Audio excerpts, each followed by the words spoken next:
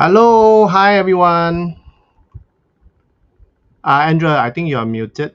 Hello, everyone. We are so excited and happy to be here. And welcome at the Female Founders Competition Southeast Asia.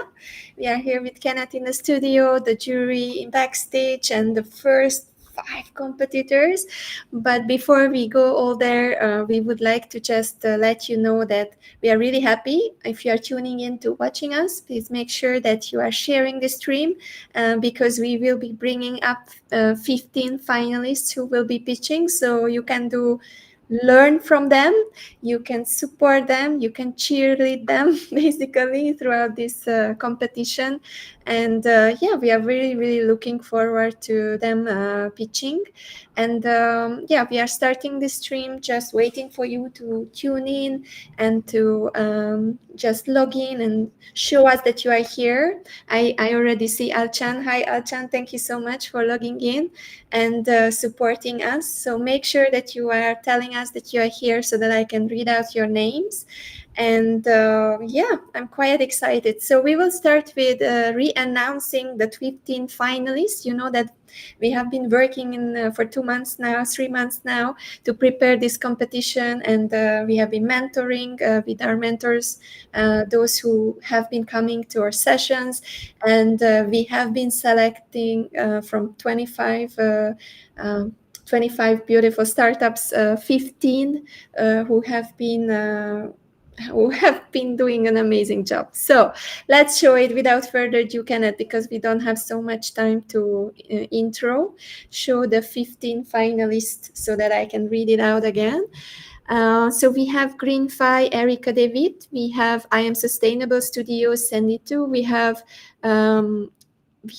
Itineract, I don't want to read it wrongly, Cherry Lim. And then we have Lingo AI, Una Wang, Momiki, the Super Pet app from Pebble, Sanchez from Philippines. And then we have Mike Ozortia, Anli, we have Mike Cartera, Arlene, we have Nolimba with Charlotte, we have Picturesque with Amanda Chu, we have I think it's Shrub Finance with Rachita, and then we have Serious Care with Michelle Chong. We have School Tech by Adfolio with Ursel, and then Soil of Life with Jenki, Dr. Jenki, and then we have What's Your Plan? Very nice, I love this. Princess San Diego, and then Adult Education Management System with Rachel. So we are super excited. Thank you for tuning in, and we are looking forward to bring these beautiful startups in front of you, and they will be pitching their ideas live. So you can also give your takeaways, put your comments, so that we can see what do you think about the ideas, or if whether you want to partner up with them. So let's go further and let's introduce the jury, because they are also eagerly waiting in the backstage so that they can come up and do their due. Janet, you would like to go on? Okay, so let's welcome the judges. So we have Tamesh Miller, who is our working partners from Women Startup Competition. At the same time, he is also the co-founder of Posy, which is the platform for startup. It's an ecosystem for startup. So let me just bring him up into the screen on the side. Okay, so this is Tamesh. And for him, he is the man that is behind the Women Startup Competition 10 years ago. And he started with just a coffee session with a group of female founders that was pitching to him, because he himself is a serial entrepreneur. He is also an investor, and they were pitching to him, and they have this idea, why not let's do a competition? And that's where 9-10 years ago he started Women Startup Competition, and now over at Europe he has been doing it for so many years. So when Andrea was a part with Women Startup Competition last year, and she was located in KL. She did it the Southeast Asian version with Women Startup Competition. And when Andrea came into Singapore, she told me about Women Startup Competition. I say, let's do this together. And that's where Andrea and I, we formed this female founder competition that is collaborating with Women Startup Competition. So that is Tamesh, and he is also one of the judges. He's also mentoring our female founder at the same time. So the next will be Monica. Let me just bring up Monica. Let's see. All right. Okay. So Monica, good. Okay, so Monica herself, she's a fantastic female founder herself. She has been running the final pitch for the past 9 seasons in Philippines together at in Philippines with CNN Philippines. So for her, she's also the executive producer of the final pitch. And for her, she has a lot of experience working with all the startup. They are like the Shark Tank for the Shark Tank in Philippines, the final pitch. So for her, we are very blessed to have her as one of the judge because with her experience as a female founder, together with her husband John, they are the powerhouse, the couple that is really going to show that diversity, having 50% female ownership. So once again, thanks Monica for participating, and we really look forward to your advice and all your insights later. All right. So next, we will have Jacinta, which is one of our very very good friend. So for Jacinta, I met her early this year. She was on the stage speaking, and for her, when I knew that she's an angel investor, immediately I went to approach her and invite her to be one of our jury for our female founder competition. And for her, she's have always been very, very supportive in Andreas and my work in Empower Biz Global. And for her, she has a lot of experience. She has her own startup. She sold her startup also. So I think for someone like her, we are very blessed to have her to be on our jury. So next will be David. So David, he's a very good friend and also the co-founder of my friend Gosova, who is the founder of Rescale Lab. And for Rescale Lab, having David coming on board is going to help a lot of startup, because for them they have been helping startup with their own system, with their own platform. And with David coming along to be one of the judge with his experience, he's a serial entrepreneur, and I believe that there's a lot of value that all of his experience together with his startup experience, he will be able to help us in this jury. So once again, let me just pull up everyone. Okay, let you guys see everyone, all the judges. All right. So these are our amazing judges. So Monica, Tamesh, David, and Jacinta. So maybe the judges, you can say hi to all the fans, all Hello. the watching. I'm on mute. I'm on mute. Sorry about that, No worries. everybody. Okay, good, good, good. I'm So going back on mute now. thank you so much. So let me just continue. So meantime, I'll just put everyone. Okay, next. Yes, so basically, next up, we were already starting the pitching because we have a lot of things to do. We have 3 batches of 5 startups coming up. We will be here for a long time, so all of them will be pitching just for the audience. Hi, Cecile, and hi, Alchan, and hi, everyone from all the social medias that we are streaming to. How it will go is we will be presenting them in batches of 5. So 5 startups, female founders will pitch first, and then after that, we will have a little break when we will talk a little bit about first about why we're doing it and what is female founders competition at the end. And then after that, we have the second 5 competitors, and then a little break again, and then again 5 more. And then at 7 p.m., we are coming back to announce the winners, and we are really, really looking forward to it.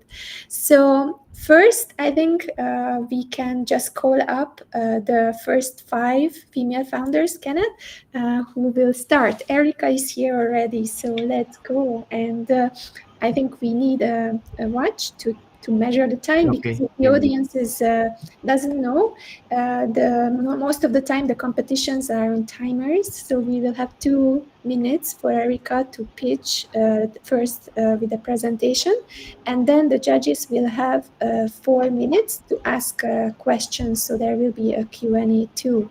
So until Kenneth is setting up the backstage and setting up the beautiful studio that we are using, we will be just telling about the evaluation too. So we will be evaluating the startups in 20 different criteria.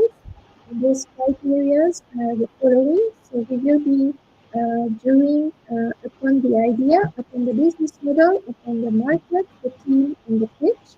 And the jury will put evaluation sheets, number of 1 to 5, for the least and the best idea. So 1 will be the least, and 5 will be the best in that category.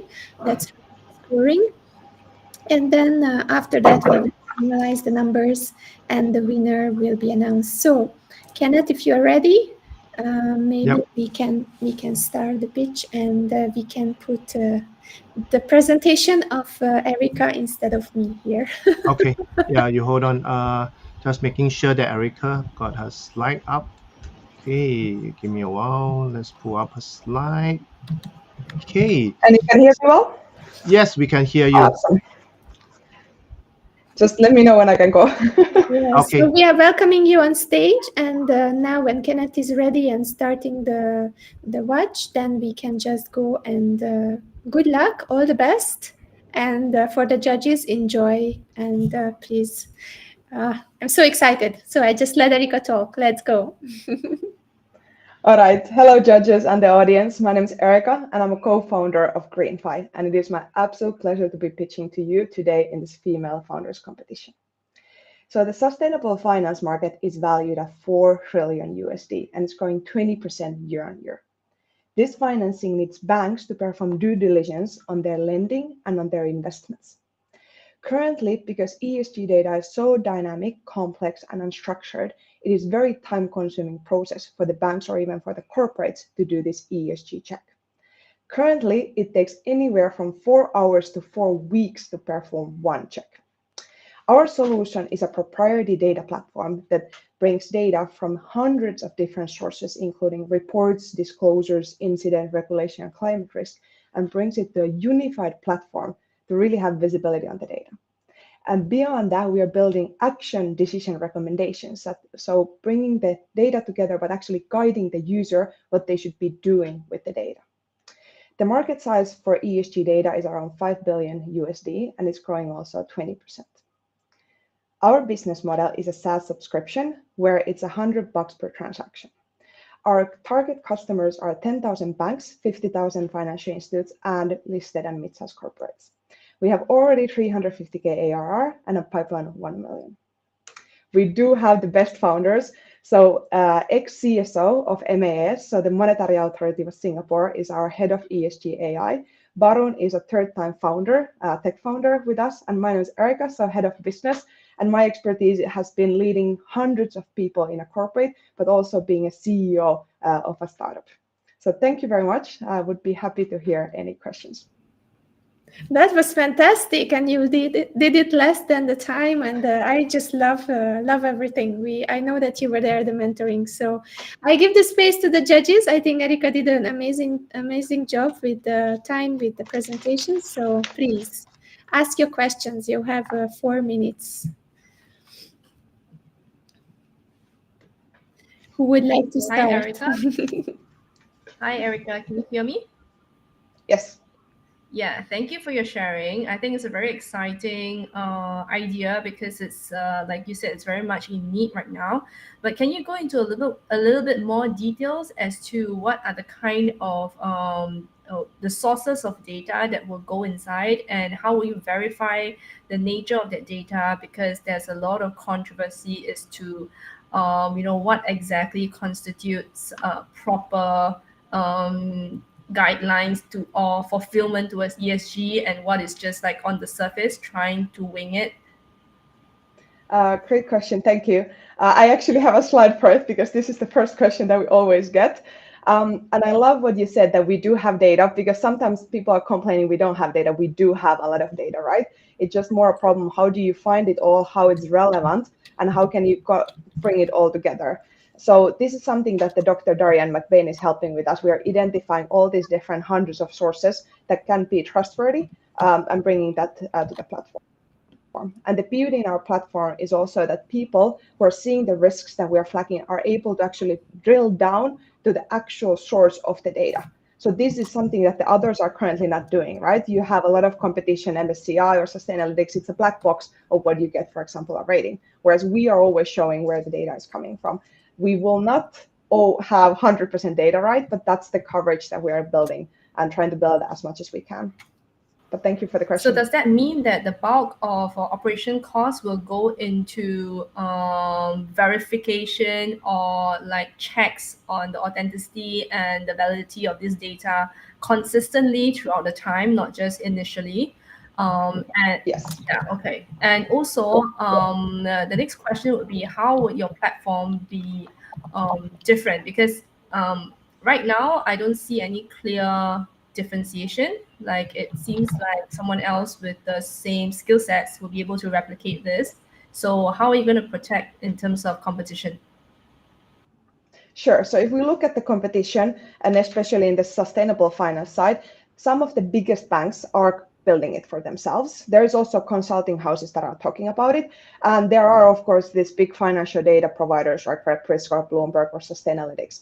But we really don't compete with them. We are complementing them. So we are actually providing also their data. So if our customers already using Bloomberg, for example, have 500 different ESG data points, we are able to bring that to our platform.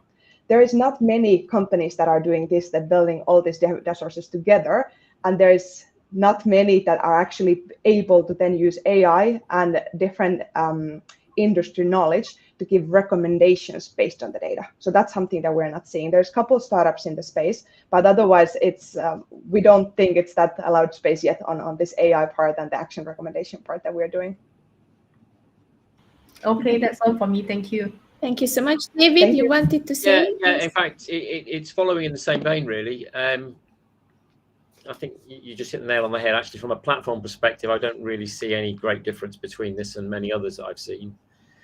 The data, regardless of what you kind of appreciate you doing your work, but honest to goodness, the information that you're suggesting that you can share as being viable, a lot of it isn't, and that is the problem, with ESG. But my big question is exactly why would somebody, because you're quoting the market with all these large banks, with all these institutions in there, and then you're saying some of them is going to be doing this on their own. Why would somebody come to a third party like yourself to use these tools? I know time's up. I can respond on the chat, or I can respond now. Andrea, any guidance? Yes, I think you can respond now. Okay, thank you. Sorry. Quick recap of the question. Why do you think people would use your platform over somebody else's? Sorry. Okay, so let's take one of the biggest banks in the world.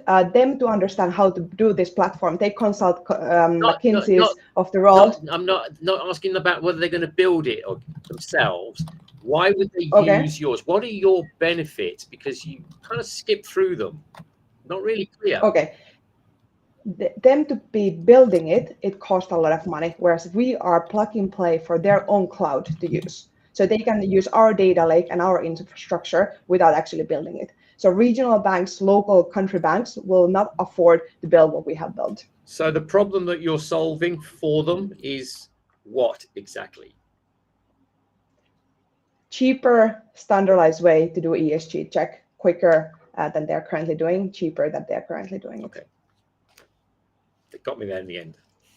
Thank you.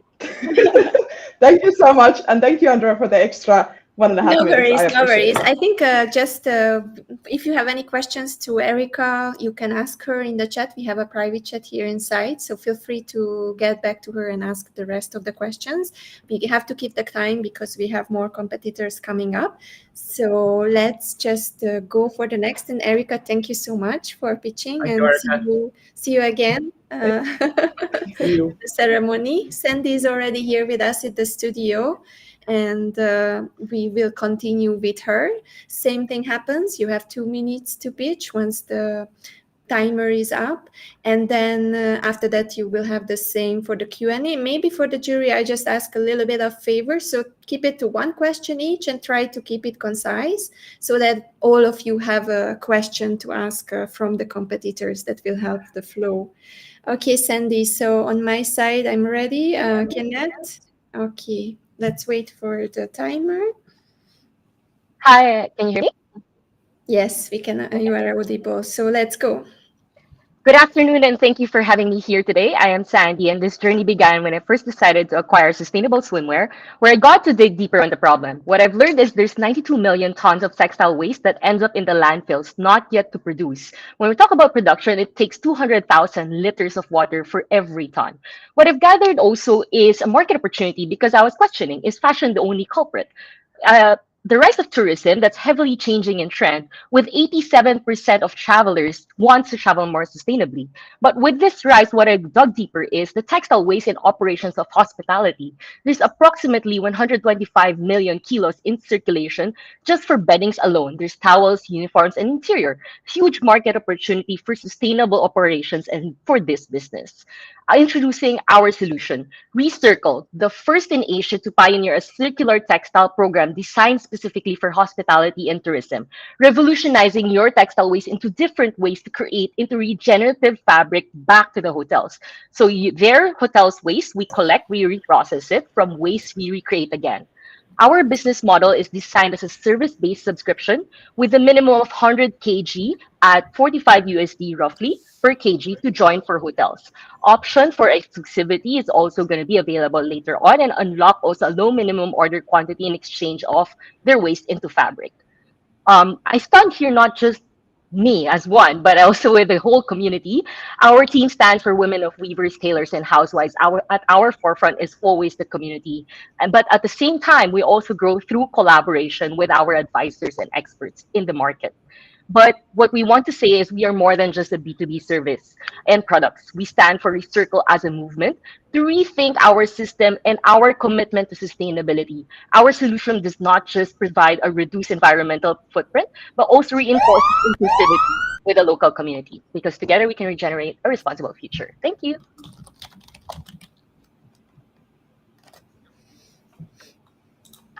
Thank you so much for the amazing pitch. Good timing. So juries, the stage is yours. Tamas? Okay, thank you, Sandy, for your presentation. What is your status now? What do you need for the step forward? So currently we are about to pilot. We're doing our first run, and we're at gathering funds eventually for seed stage. So we're in between catching up with the demand because we already have the clients, but also operationalizing the solution while preparing for seed stage. Because the long-term goal is eventually to have our own in-house setup, and to take that will be a lot of upfront capital investment. So key things that we need in terms of support is number one, a lot of network for sure, because of the clients, the network, and the supply chain experts as well, and in financing. Okay, thank you. Who would like to go next? David?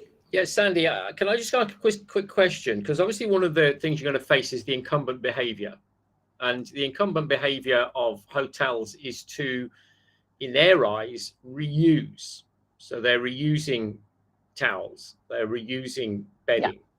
So when you're quoting your total sort of volume of product or material that's out there, are you referring to all of the materials being used in total, or are you referring to the kind of final drop off the scale element, as in they've used it 100 times, now it can't be used anymore? So because then that becomes quite random, you don't know when that's going to happen. How do you pull all those things together? Thank you, David, for the question. So actually, when we looked into the ecosystem, there's a whole lot of more longer slides into the supply chain, but we've identified top three, which is like, number one is towels, number two is bed linens and covers, and number three is staff uniforms. Those three big culprits, towel is the number one, wherein the renewal or the replenishment time or sign-off period also towards end of life is roughly 3 to 6 months. Some hotels, 5-star hotels who demand bigger quality, is at 1 month to 3 months. So with this reality, we know also on a global scale, only because data is actually not as available yet in this untapped market, there's an estimate of 25% in terms of replenishment for the total textile industry in hospitality. So knowing that alone, we know that there's the circulation happening, but it's a purchase of linear. And what we're trying to cultivate is the circularity in the system. Okay. I hope I answered your Yeah, question. no, very good. Thank you. Yeah. Who will go next, Jacinta or Monica? Would like to ask questions? Any of you? If not, then we will let her go backstage. Oh, I have just one more little. Yes, question. we still have time. So just go on, guys. If you have a little bit more. So you take the towels. What are you going to do with them next? Talk me through very quickly you get the material. Yeah. You're going to get So something the else. process is we have to make sure that they're washed and segregated already. Yeah. Before that, there's processing to check the fiber if it's long enough to reprocess it. Then we segregate, cut, shred, press it, repress it again, and turn it into yarns. The yarns turn woven by the community into fabric. Fabric gets brought back into the ecosystem. We're aiming to pilot it here in Bali, Indonesia for now. And eventually, the long-term goal is to also have hubs for recircling eventually in different ecosystems, which is closer to the waste supplies. Okay. And what are you remaking or making with the material? What are we remaking or You making? took the towel, you shredded it, you made it, turned it into yarn, you turned it into The something. product itself. So actually, in this discussion right now we're having with the hotels, the needs are very varied. So we are allowing them to cater to their own needs as long as the fabric is reusable first in the ecosystem. Long-term goal is to make it towels to towels. Okay. Yeah. Thank Here you. it goes, our beautiful, beautiful sound of ending that Q&A. Thank you so much for Thank you, being here, everyone. Sandy. You did an amazing job, and see you soon. And the next one up is Kenneth will bring us up the next competitor. And I'm just asking the jury so far, how are you? How do you enjoy the first two pitches? Good. Good, all good. I see the 2 minutes is very tight. 2 minutes is very tight for people. yes, But that's what you've got. very So, concise. Very well. yeah, they're doing very well. It's hard. Welcome, Cheryl. So we have Cheryl here. She will be the next one presenting, and until the PowerPoint is coming up for Interact and reorganizing the screen. And then, good. Are you ready, Cheryl? Yeah, I'm ready. Definitely ready. Okay, good. Let's go. So, Kenneth, I will ask you to bring up, and let's go. So welcome to Interact. I'm Cheryl, and today Interact will be presenting to you a travel platform where every holiday starts with the planning process. I'm sure every one of you have already made some travel plans, already traveled at least once this year. So when you travel, the first thing you have to do is you have to think of the activities, the flight, the accommodation. All these things are already available. You know, you go to Klook for activities, you go to Airbnb for your accommodation. But at the end of the day, you have to know where you want to go, what you want to do, because these platforms are only just booking platforms. And with the many questions, it's not about traveling anymore. Times have changed. We have travel requirements. Like now, I just went to Bangkok and they said, hey, if you're a Chinese traveler, you don't need a visa anymore. You can just go in. But how would I find out this information? So the solution is we are providing with you is Itinerary, your free travel planner that allows you to view all your activities, your accommodations, and where you want to go in just one platform. And in the near future, you can even book your favorite hotels, your airlines, and your attractions at a fraction of a price with discount, definitely. So within the app, you are able to select activities or follow a fellow traveler's itinerary. You're able to view where you're going, what you're going to do there, and most importantly, when you are going to go there. And you're able to add it into your itinerary. You're able to see day 1, day 2, day 3, where am I going? And you realize that, hey, I'm not going to miss out anything from the over planning, or if, let's say, you're someone who plans a lot in the day, or you're going to feel like, I'm going on a trip. I'm not going on like some, camp where I have to plan everything in one day. So you can enjoy your trip without missing out anything. Our market size is definitely, we want to aim for every tourist worldwide, but we are very realistic. We are looking at Southeast Asia tourists coming into Singapore, 1.8 million of them. Why Singapore? I'm a Singaporean. I know my country, it's small. This is the best place to start off with, whether it's as a test bed or even the first country to explore. We are looking at the business model. Our business model comes from commissions because the travel part, the planner is free. But then there's always this question about revenue. So we are looking at revenue from hotels, attractions, and airlines. And this is our target number, and this is my team. Yep. Well, 2 minutes Yeah. is really short. Very Just a well blast. done. Yep. It goes by very, very fast. Yes, 2 minutes. Very, very fast. Definitely. I just did I did a pitch 15 seconds. Go try that one. That's even worse. Okay, I'm going to jump in quite quickly. I know we've only got 4 minutes, and it also goes by quickly. Yes, let's go. Exactly what is the problem you're trying to solve here? The real. Okay. That's my key question. Right. So the problem is that every time when we travel, we tend to pack a lot of things in one day, thinking that, hey, let's just talk about Singapore alone. Singapore is really small. So we think that we want to go to a zoo, we want to go to night safari, we want to go to a bird park. We start to plan everything in one day, thinking that first, they are very near. But the problem is how much time we are going to spend there. And let's say if I'm a first-time traveler, whether is it to Singapore, let's take Singapore as an example. I'm a first-time traveler here. I don't know how many hours I'm going to spend there. Imagine I start buying every ticket and to realize that, oh, it's already like 9 p.m. and I haven't go to the night safari and it's going to close at 11 p.m. I end up wasting my tickets. And then I realized that I only have 4 days here. Then, I will end up you're burning your own time on this one, and I don't want you to do that. Okay, quick follow-up to that question. How do you know that's a real problem from other people? How many people did you speak to? How did you identify that this was a problem? We start with a small group of friends and families. And after that, we realize that more and more people, as they plan, they say that I'm always planning on Google Sheets. It's very inefficient. I need to share, and it's very tedious. So we started to expand to around 300 people. We validate their problems, and we noticed this one problem that is the over planning, and there is no available useful platform that's out there yet. Cool, thank you.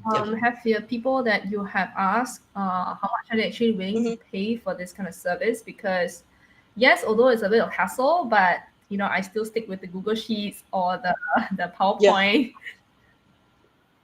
Yeah, because you see, we also recognize that this part of the planning, no one is going to pay for it. So the travel planner is free for all, but which is why the revenue model comes from the booking part instead. So after planning everything, we can always do a one cut. That means like I look at my itinerary, it's perfect. I'm going to buy all the tickets at one shot. That's where our commissions come from, the revenue part. And the true differentiator from other, let's say, travel planner? Okay, so travel planners now in the market are just pure planning. So there is no purchase part involved. So it's just, you just plan. Whereas if you look at Click All This, these are all just buying. There is no planner involved. What we are trying to do is we push the planner for first and foremost so that you can optimize your trip, and then you do the buying.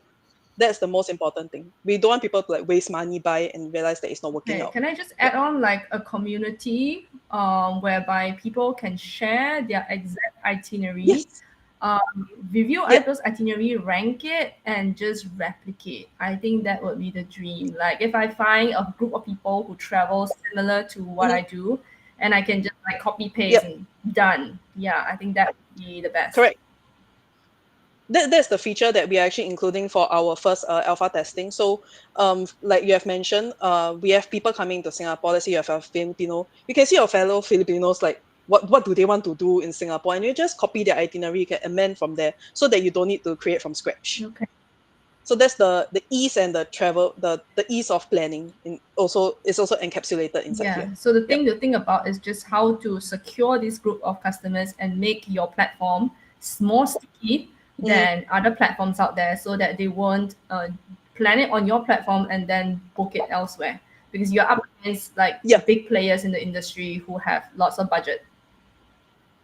Yeah, understood. Yeah, that's definitely something that we are considering also. Yeah. How do you plan to this to other? Sorry. Do you plan to scale this in other countries as well? Like you mentioned, Singapore is small, and what about other countries in the region, for example? So we are targeting 3 countries: Philippines, Korea, and Thailand, because Thailand has recently opened up their visa requirements. Philippines, because my co-founder is from Philippines. He's a Filipino. And then Korea, because there's this Korean boom going on right now. So these are the 3 countries. They have their own numbers in terms of millions of travelers. So this is the market that we are going to capture next after the moment the test bed is secured in Singapore. Thank you so much. Thank you for the share and again, amazing pitch. Thank you for the questions, judges. I know the time is tough, but we have to keep the time. That's the only thing that is leading us now. So we will be thanking you, Cheryl, for the pitch and seeing you at the announcement ceremony later. But for now, we are logging out and we are waiting for the next competitor. Okay, Una is already here. So welcome, Una. Una is coming with Lingo AI. So we are very excited to hear you and your pitch. And once Kenneth is bringing up the timer, then you will be starting. Okay. Yeah, so I will share you all about Lingo AI, the whole image about Lingo AI. So I'm Una, and the founder and the CEO of Lingo AI, which operates at the intersection of Web3 and AI industry. We are leveraging the pre-authored AI language models to generate the multilingual text, speech, and video contents. So we are provide to the real-time translation hardware. We are changing the game by empowering the content creators to reach a global audience regardless of any language barriers. So through our Web3 global communities, the bilingual contributors providing the translation service for the content creators to earn, and Lingo AI guide the consumers in crafting multilingual contents to reach a broader user case. So we are using the blockchain technology with Lingo tokens, simplifies the transactions and the payments, reducing the unnecessary intermediaries. We are enhancing the content productivity with AI and redistributing production relationships using Web3 technology. So our project is tech and policy driven, reshaping the translation and content generation industry. And firstly, address the language barriers for enterprise and the governments by providing API licensing and facilitating expansion into global markets by embracing language and culture diversity, unlocking the new economic growth opportunities.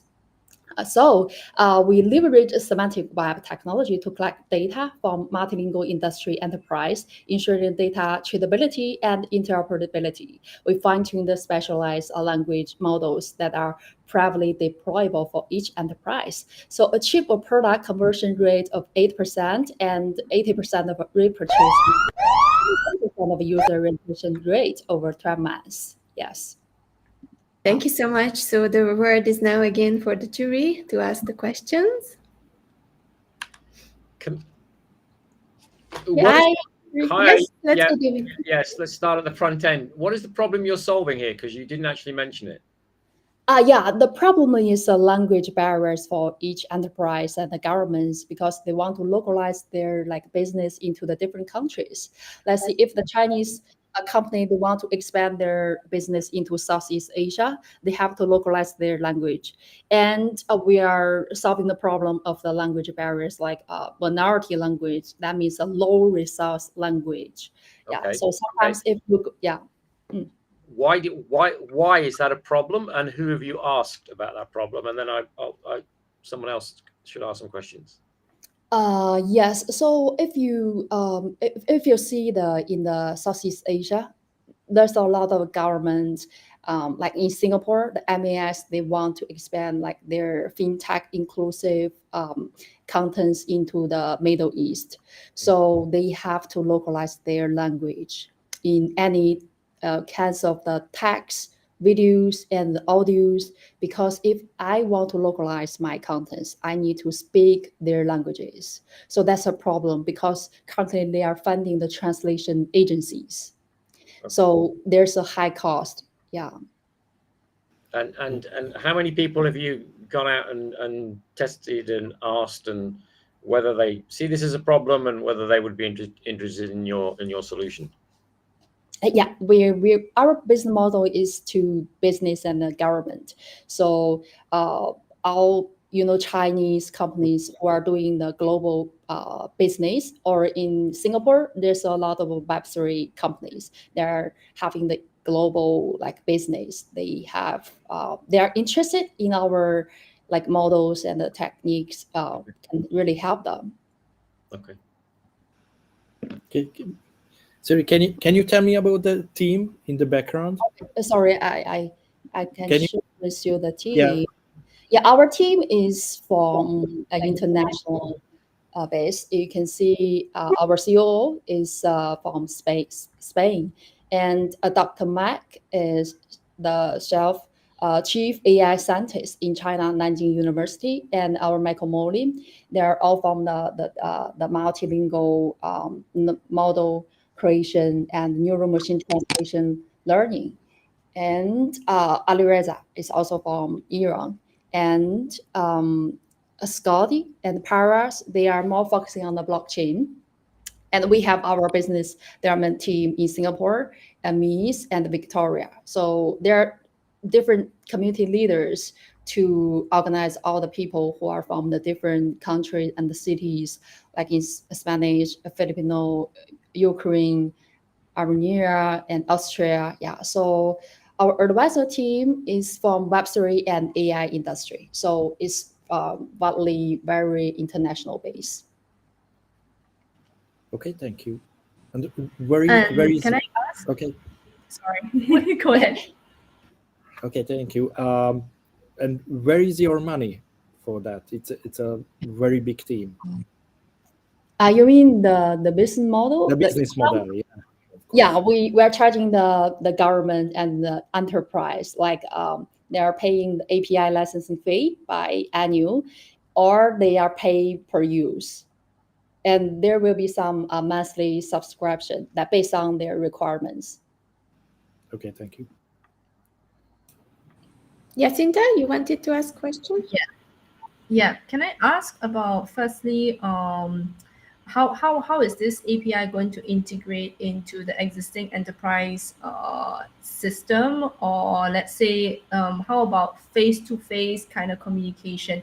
Is that applicable as well over their phone, or how does it all come together? And secondly, is the security of content being translated? So, especially government or even some corporates, some conversations are high level in terms of security. How are you going to make sure that that part is taken care of? Yeah, thank you for your question. So firstly, we will develop our web-based software. That means they can use by using the web, like they upload their any like videos or the audio or text. They can be translate into the multilingual contents. And secondly, if they want to use by like conference or any meetings, they can integrate our API by using by integrate with their own platform. Like if say they have their own platform like a software, they can integrate our multilingual API.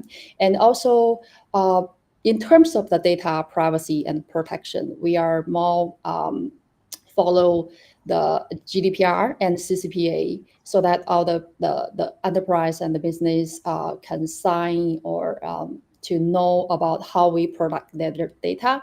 But I would say nowadays we are all centralized platform. We are not able to make sure that all the platforms are decentralized and the data can be 100% protected. But in the future, we will develop our decentralized platform, like by using the solid technology plus the blockchain. That means they can own their data ownership. No one can steal their data. Yeah. Thank you so much. Thank you for sharing. And this was the last question because the time is up. We just let you finish. Thank you so much for pitching. And we are seeing you again at the closing ceremony at 7 p.m. Thank you so much for the judges too.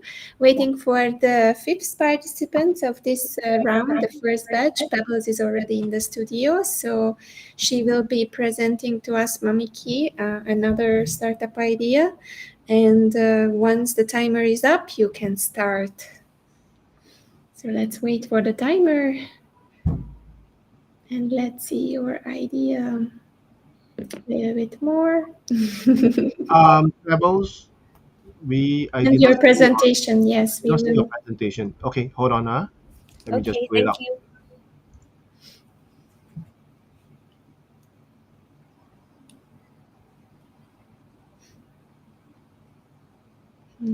Exciting. Let's go. Yeah. I'll wait for your go signal as I cannot see the Yes, time. you can go already. Yes, please. So I can start already? Yes, please. Okay. So, Super Day, I am Mommy Pebbles, co-founder of Mommy Key, the Super Pet app. Pets are part of our family and we take care of our family. That's why when we lost our family member, Momiki, our 14-year-old Yorkie, in the middle of the pandemic, we really felt that we could have taken care of her better. And we share these pain points with fellow parents. There is stress from poor and manual pet information and health documentation, confusion and wasted time from scattered marketplaces, and low confidence due to lack of pet care knowledge. And as pet ownership rises, the need for a pet centric, user friendly, accessible, and comprehensive solution increases. That's why we created Momiki, the super pet app. Parents partner in pet care and the Philippines' first ever one stop mobile app for all pet needs from birth to rebirth. Because we want to make family life simple, fun, and convenient. We cater to all pets in the animal kingdom and we offer Super Profile to digitize, organize, and program pet information and milestones, a one-stop online marketplace offering low overall fees for merchants and partnerships with advocacy groups, and an AI-powered pet intelligence. The pet market is growing. In fact, Filipino parents spend as high as $60 per pet per month. And in the next 5 years, we hope to generate 13 million US dollars as revenue. In our journey so far, we have generated recurring orders and have been part of different museum features. And the road our fed is very promising as we launch the improved version of the mobile app with the super profile and integrate with Sprout Solutions with over 190,000 subscribers. Our ask is 100,000 US dollars for 10% of the business, and we hope that you will join our awesome team and make Mommy Key the Super Pet app your partner in pet care. Thank you so much, as always, on time. So the jury is just standing like, oh, it's already finished. Let's go. Ask your questions. A quick question. Can you just run through the? Oh, I've got an echo. Sorry. The revenue model again, because we kind of. So we have. Go on, Sorry, Pebbles. David. So we have two revenue models. The first one is a subscription model that we use for profiles. So when a parent register, they get two basic profiles, and then if they want to unlock 15 more, then they can subscribe to our app. Then we also have a commission-based as revenue model for our online marketplace for pet products and services. And in the Philippines right now, we offer the lowest overall fees for partner merchants, and we are also offering the platform for free for our advocacy partners. Okay, thank you. How many subscribers Thank you, do you? David. Hi, Pebbles. How many subscribers do you? Hi, Monica. How many subscribers do you already have? Right now in the app, we have 1,400 subscribers, and we're hoping to have more, especially as we integrate with Sprout Solutions. It's the biggest SaaS payroll and HR solutions in the Philippines, and we're aiming to convert 20% of the 190,000 subscribers of that platform. That's just from Sprout, but what about other communities? Are you planning to tap?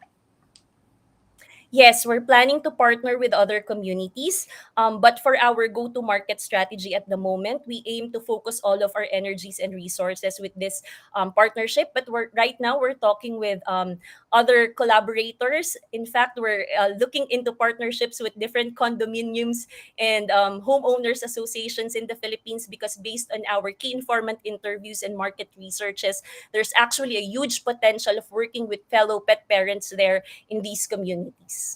Thank you. Thank you, Monica. Okay, Pebbles. Another quick question. So a lot of what you're suggesting is a trusted resource in platform. So and trust has to be built and trust has to be maintained. So how are you delivering the kind of content that is authoritative?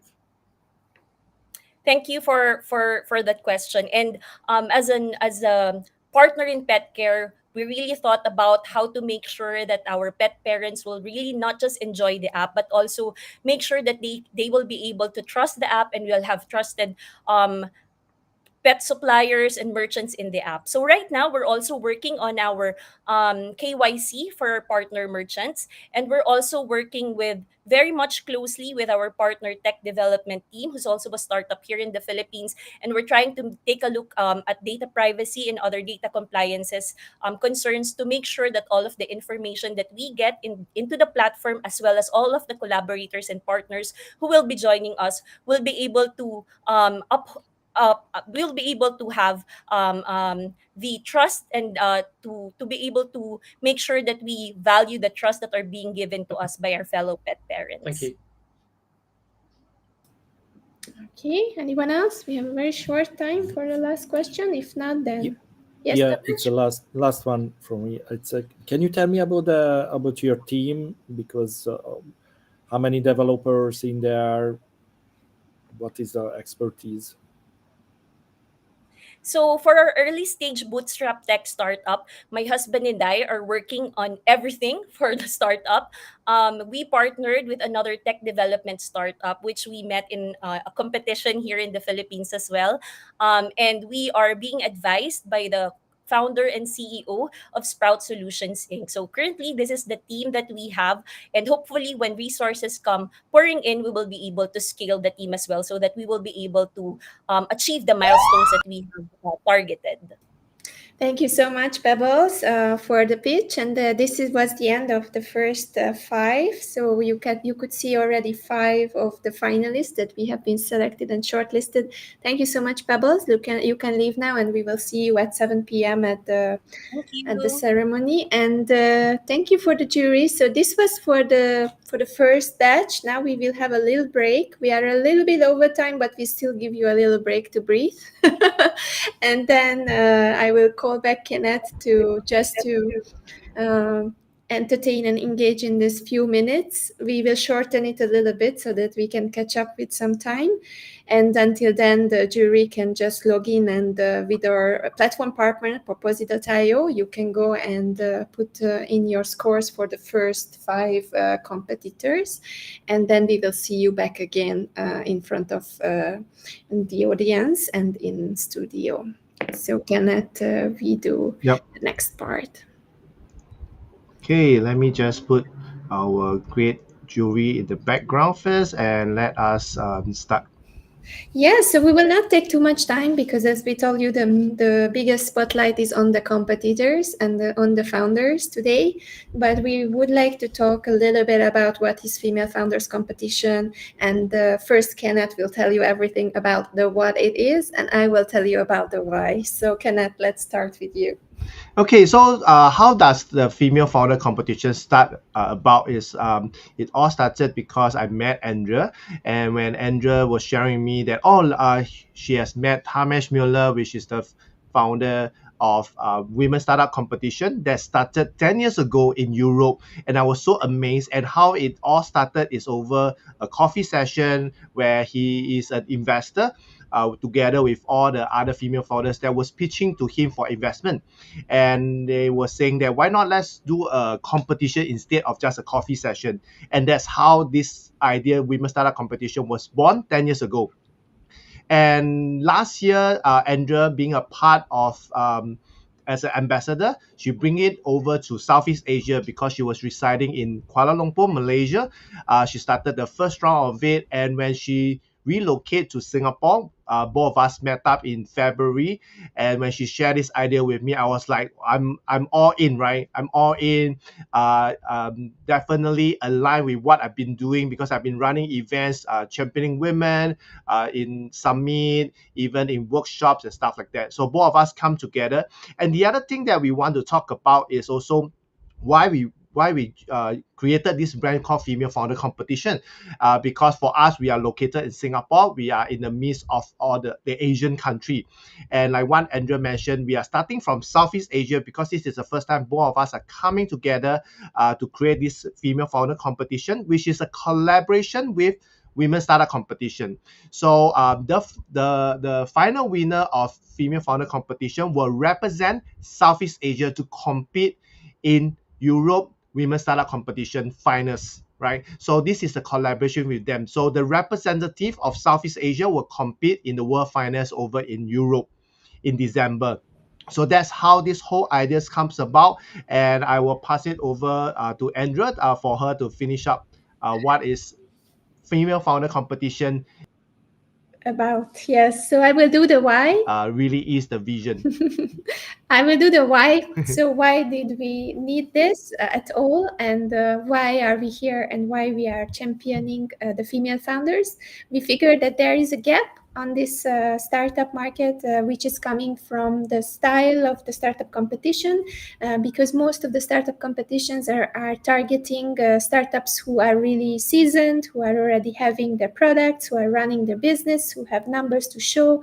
And we found that there are many, many startups who cannot do the same because they are just having their idea, or they just started to check the market or research or launch their first MVP. So we thought that we will target these female founders and help them to we will help them to bridge this problem, and we will help them to come to this world, to this community in a safe space. We can mentor them, we can help them through the competitions and with the help of our mentors and juries, and they will be able to go and grow their business and go forward to other competitions. So I want to make it very short and very sweet. So this is the base. We want to champion diversity. We want to bring forward all the voices out there.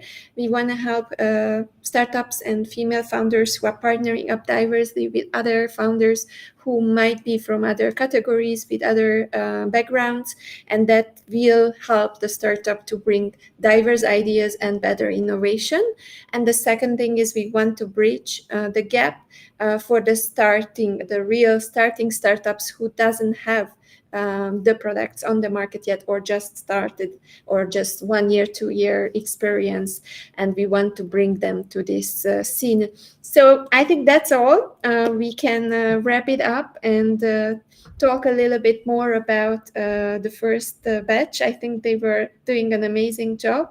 I already saw a lot of things happening since the mentoring, and many of them improved compared to how they arrived to us. So I'm quite proud of them, and it was a really nice to see them, right, Kenneth? Yes, yes. Yeah, I was amazed by some of them. Some of them were exceeding the 2 minutes, and some of them were really keeping in the time. So we can see that how much practice they have done ever since the mentoring session. And a lot of them even check in with us personally, DM us. I think this is the effort, right? We want to see, and also how passionate they are with their ideas. And I see that a lot of them, even with the nerves, right, they are answering our jury's questions, and they were very, very calm. They were much better than they were over during the mentoring session, Yeah, right? the pitch practice. I remember the pitch practice was a bit more nervous, and They were like, wow, anxious, how can I do it in 2 minutes, right? but they can easily do it right now, and it's very nice to see. I think we chose a very harsh alarm though, so it's really stopped making them stop. So I think that's good, and I'm really thankful for the jury too, that they are helping each other, and they are switching, and they are asking the questions and leaving space to each other. So I think we can move on if everyone in backstage is ready, so that we can keep the timing, because we are already a little bit late with our other timing that's always happening at these events. Okay, So let me bring up the judges first. yes, let's see the judges, whether they had their breaks, and then after that, let's see whether they're ready with the scores. All good, Jacinta, I see the thumbs up. David, okay. Tamash, okay. And Monica, all good on your side? Perfect. Okay, so I think we can start with the next competitor. So bringing up the second group of startups, and then we go. How have you been? Everything good on the jury part? Good. We're good. Keeping up. Yep. Not too fast. Just good. And Anli is already here, so we will have Anli here, who will be presenting us the next idea. I need Anli to share her slides. Yes, I'm please, not seeing. Anli, just like we practiced, please bring up your slides and put it on full screen so that we can share it with the jury. Okay, give me a while.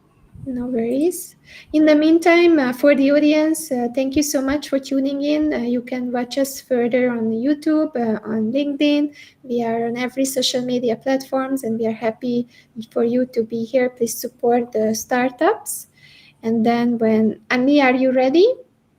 So can you see my slides? Yes, everything is okay. So I'm just waiting for Kenneth to start the clock, and then you are on. Let's see. Let me know when to start. Yes, now you can start.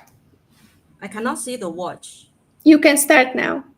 Okay, hello everyone. I'm An Li, a co-founder of MicroSocia. At MicroSocia, we are transforming food waste into high-value ingredients.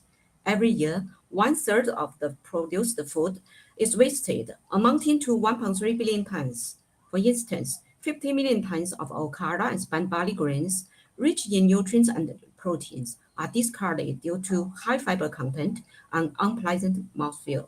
Our team has over 40 years of R&D experiences in fermentation and biotechnology, supported by advisors from academia and the industry.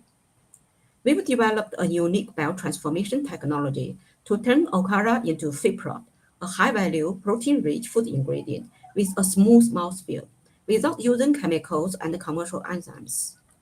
Fiprot is a natural clean label ingredient that improves the texture and taste of food while reducing fat and additives.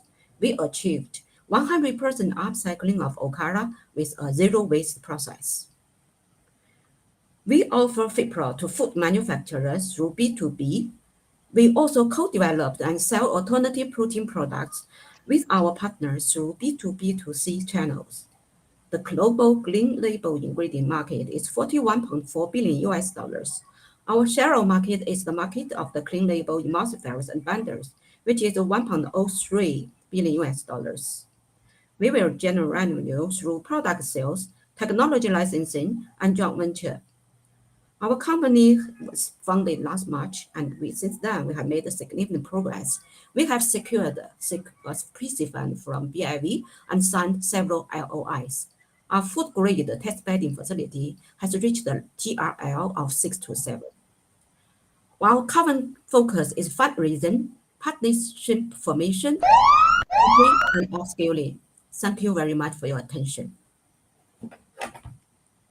Just perfect, just as we had it before. Thank you so much, Andy, and I give the stage to the jury for the questions.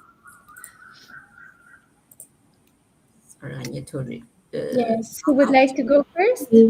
Thank you, Andy. Actually, this is not the first time I've heard your pitch. I think I've seen you before at another event. But okay, okara is not unique to you guys for using that as a waste product. So how are you guys going to differentiate from the competition? Yeah, so for our I have a very strong background in strain selection. Basically, I have been working on the microbial strain selection, engineering, and for biotransformation. So if you want to differentiate us, is that we have a good collection of different fungal strains. So we use a unique fungal strains to convert okara to useful ingredient. So we know what they have been produced. We can select the texture and taste and get what the desired feature of the functional ingredient. Tamesh? Yeah, maybe I missed that. What is your business model actually? Do you sell the license or patent or the concrete product?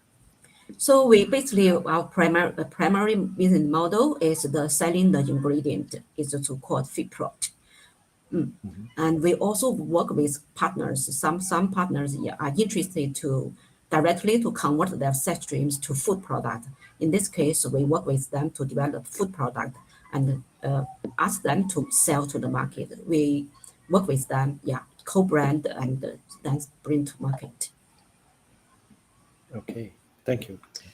Can I ask a quick question? You talk at the very beginning about 1/3 of food being wasted. Well, what percentage of that can actually be utilized in the process that you guys are doing? I actually about half, because some of the food wasted, like that our current our canteen, this food waste we cannot be recycled. And some of them are, just upcycled because it's lost during transportation. Those also cannot be recycled. But the rest, at least half can be recycled, upcycled. That sounds like a lot. Yeah, quite a lot. Considering that most food is contaminated because it's mixed and put into waste bins. How do you differentiate? How do you gather that material? Okay, so basically what we are doing is focusing on the food side stream from food manufacturers. So they have basically they generate from a large scale, and then it's not very contaminated if you control the condition. Yeah. Yeah. So more pre-consumer rather than post-consumer waste. Correct. Yeah. Okay.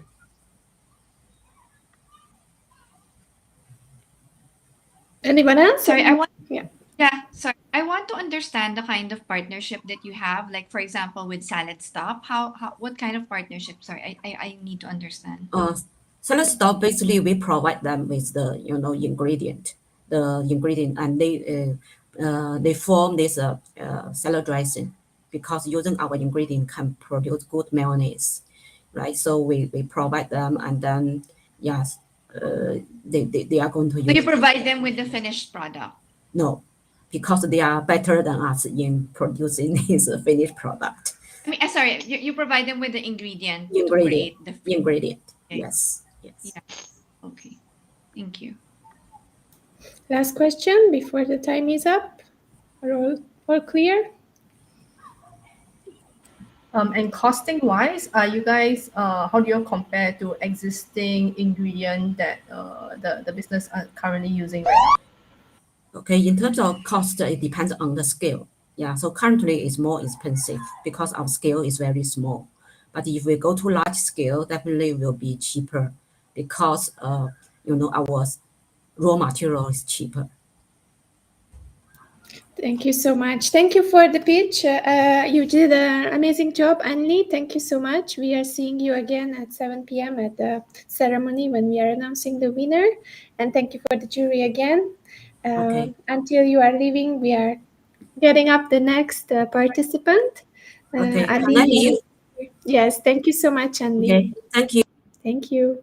So Aline is already here, so we will be bringing up the presentation. And then after the presentation is up and you share it with Kenneth, then we will get up the timer. And then when you see the timer, then you will start. Okay. Let's see. You can go. Postal Service is the oldest and widest distribution network. However, in spite of digitalization, majority of postal operators remained in Industry 2.0, and this included the Philippines. In the advent of SME digitalization and e-commerce, the exponential export growth from the Philippines is hampered due to the absence of a trusted, efficient, and cost-effective postal service to meet the demand of e-commerce for global distribution. Decades of postal theft and security concerns reported caused distrust. The perceived inefficiency, bureaucracy, cumbersome processes have left bitter taste to the general public. Moreover, the lack of modernization is unattractive and troublesome to a large population savvy in digital technology. Thus, we did an organized alternative post and digitalized an outbound postal service and made it easily accessible to the public 24/7. We revolutionized the way we deal with the post, offering different service levels for documents and parcels. This is door-to-door track for 50 grams to 2 parcels that reduce.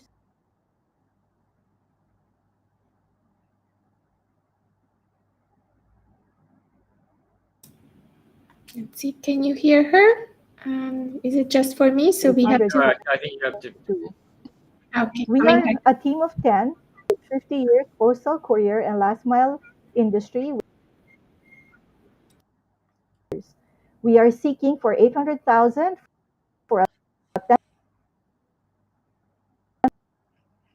10% company and team complement project we're working on with a projected annual revenue of 2.6 million. Okay. Go global with postal. Thank you so much. I think there was a little bit of lag, so I will ask you, Arlene, to close everything else and just make sure that we can hear you during the Q&A, because there will be a few things to clear up. If you can do something with the connection, then please do that now, so that you will be 100% sure that can answer. Okay. And then I give the stage to the... Yes, we can hear you. I will give the stage to the jury, but let's see the connection first, whether Arlene can connect properly. If not, then we might call her back for the Q&A so that we can go on with the part, because she might have to log in, log out. It's not uncommon to lose a connection to the Yes, Philippines. yes. She's got an active background, of video, and a Canva, a Canva system. So it's calling up. Yeah, I know.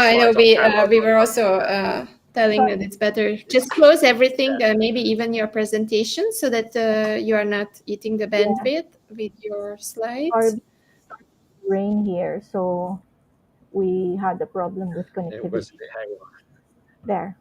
No worries. Try it, and if it goes wrong, then we will just bring you back later. No worries. So let's try. I will give the stage to the jury for the questions. Okay. All right. I'll jump in ever so quick. I really like what you're trying to do. My big government could step in at some point, because it is the government postal service that you're going up against. How do you defend what you're doing? In the Philippines, actually anywhere in the world, anything export is open. The monopoly of government.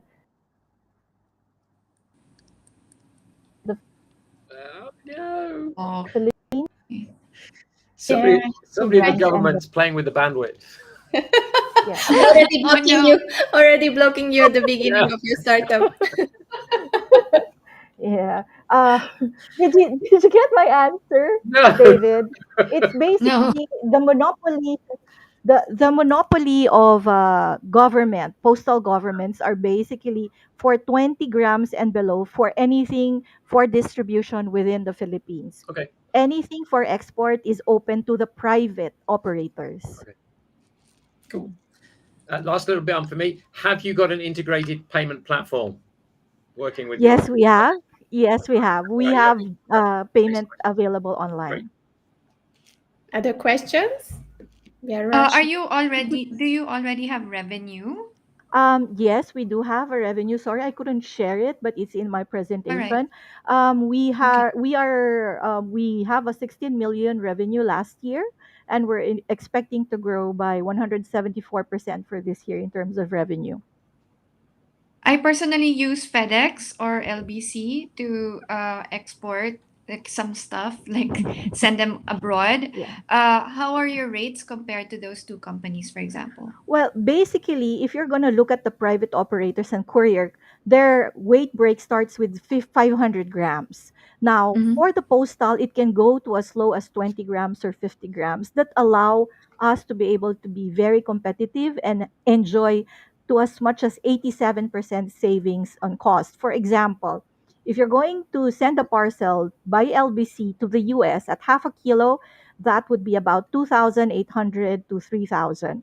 You utilize our service, you get to pay only 700 pesos to 800 pesos if the item weight is about only a document of 100 to 200 grams. So that is the disparity and the gap of the rates, which actually allows our e-commerce players or e-commerce online sellers the access to global distribution, increasing their conversion in cart conversion and sales for export, allowing the government also to earn, increasing our exports from the Philippines. Thank you, Arlene. Thank you, Monica. Anyone else? Any questions? Tamesh? Yes, of course. What is your expertise? How can we? You are the best for these services. Yeah, I have been in the courier and postal distribution along Dutch Post, Sweden Post, and Singapore Post. So there you go. Thank you. Thank you so much. Jacinta, last question. If you have any. Okay. Maybe another. Yeah, last question. And then... Okay, last questions. How do you protect your service? I mean, anybody else can be create other groups to do the same things what you do. What is your protection? The protection there is that any partners that we go into, especially the postal operators, is covered by an MOA and it's a non-compete. So they cannot actually go into another partnership with another company. And if you're going to look at it, we are a digitally connected. It's a first time that we ever had this kind of platform that brings together all the players out there in one platform in the Philippines. Thank you so much. Very nice pitch. And thank you so much for sharing your idea with us and for the jury for the questions. Thank you for Philippines and the rain that let you speak. And we will see you again at 7 p.m. Thank you, everybody. Have a good day. Thank you so much. We are bringing up the next competitor. Charlotte is already here. So Charlotte will be sharing her screen. And then after that, we will bring up the clock. And once the clock is up, then you will be able to pitch. I would advise you to remove the background because I see a little bit of lag, just to make sure that you will be heard. Let's see. Sorry, what background? Your virtual background. We can try, but if it will be slowing you down, just try to. If any problem comes up, should be fine. Okay. I'm next to the Wi-Fi box, so it should be okay. Perfect. Okay, so it's your turn. When the clock comes up, you can start your pitch. Okay, let me know when I can start. You can start now. Hi, I'm Charlotte Shabi, the founder and CEO of Nolimba, a mobile application to improve and increase traceability in the waste collection system in Indonesia. How would you feel if over half of the waste in the neighborhood was not being collected? Well, that's what's currently happening in Indonesia, with over 60% of the total generated waste not being collected at all. And it leaves very few options for people. They can pay for a private collection service that's out of reach for many. They can burn or discard their waste in the environment, or they can sell their recyclable waste to informal collectors called pemulung. Sadly, they often lack visibility and their operations are not optimized. This is where Nolimba comes into the picture. We've developed an app that connects the households to the pemulung and allows the pemulung to come to the households on an Uber-like model for on-demand waste collection. We also increase traceability through data tracking. With Nolimba, the users can order a collection in a few taps. They get incentivized for every collection since they sell their waste, and we ensure that the waste being collected is properly managed. The waste management market is large with untapped potential. It represents $18 billion in ASEAN countries alone. Our solution has potential for various revenue streams, from data selling to app licensing. We've already collected over 2.5 tons of waste over a few rounds of testing, and we're currently implementing a CSR pilot project funded by an Australian company. Clean tech companies are on the rise, but they fail to incentivize the users and to target the right areas that currently don't have any waste collection system in place.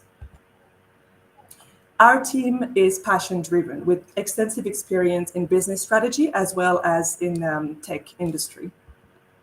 We're currently seeking $175,000 to accelerate the development of the app, to increase operational efficiency, and to expand our B2B activity. Thank you. Thank you so much. Just on time. So here's the time for questions. Hi. What happens to the plastic that you collect? Good question. So the plastic that we collect goes to an aggregator, which usually the pemulung, the collectors already work with. And then our second role in the supply chain that we're doing is that we connect them to an off-taker, what we call an off-taker, so a buyer for this plastic. And that's, I think, our biggest added value here, because they already have some buyers, but that's very limited, which means that the plastic they buy in the first place is very limited. So if we do this connection to the off-taker after the aggregator, we actually ensure that as much as possible will get recycled. Now, another additional question. Indonesia has a lot of plastic pickers and has a number of organizations, I think maybe 6, including people like Plastic Bank, who are operating with partners in Indonesia with the plastic pickers. So how are you working with these guys, or are you not working with these guys? And if you're not working with them and competing against them, why would somebody, come to you to get rid of their plastic? Yes, so that's a good question. It's on a case-by-case basis, I would say. We can very much collaborate with plastic banks in several areas. In some areas, they're not present. So usually there's 2 things. First of all, Plastic Bank usually doesn't work at the household level. They usually collaborate with the aggregator as an off-taker, which means we can very well collaborate with them, right? So we usually collaborate with the waste picker on the first stage. If they already have an off-taker, that's great.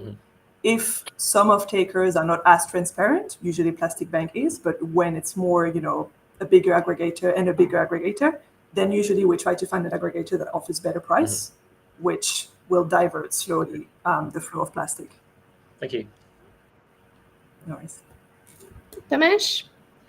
Yeah, how do you solve to the logistic of to collecting from the households plastics, garbage? So it's I think it's a very cost-effective things. It's very legwork effective, yeah. So indirectly cost effective. You're absolutely right.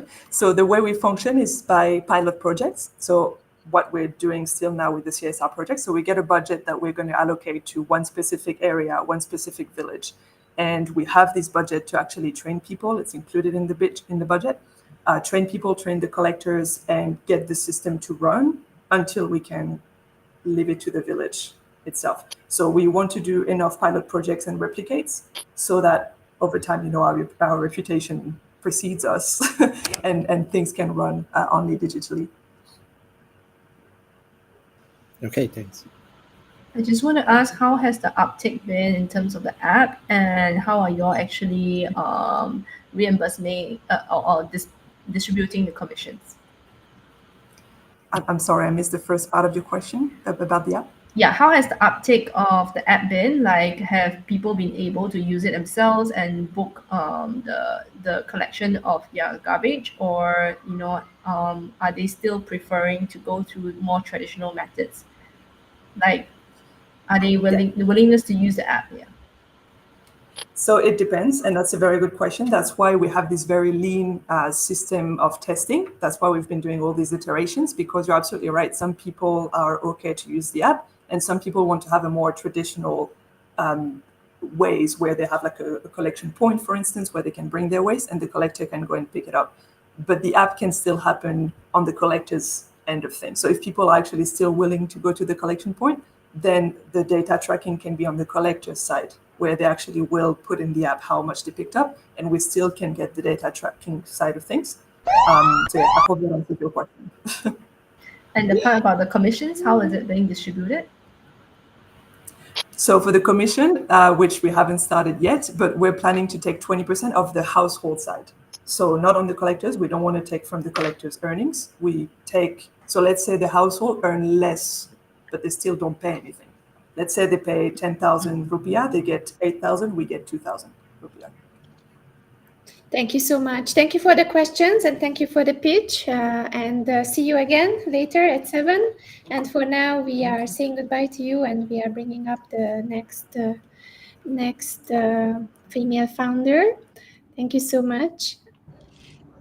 Okay, Amanda is already here, so please bring up your deck, and then after the deck is up, then we will bring up the clock, and I will cue you.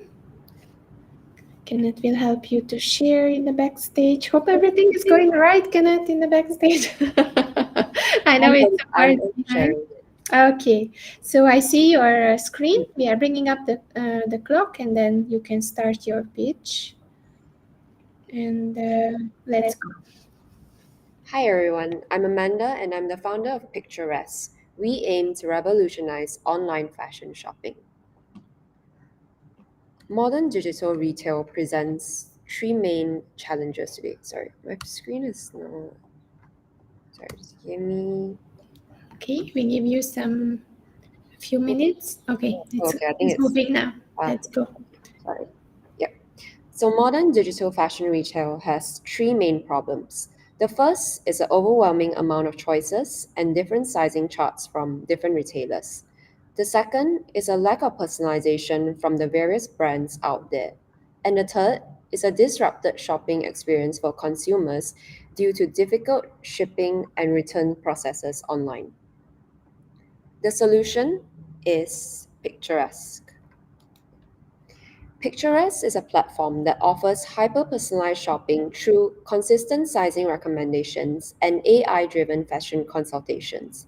On top of this, we ensure an end-to-end shopping experience for users by consolidating selections from retailers, repackaging, and directly shipping the curated outfit to consumers.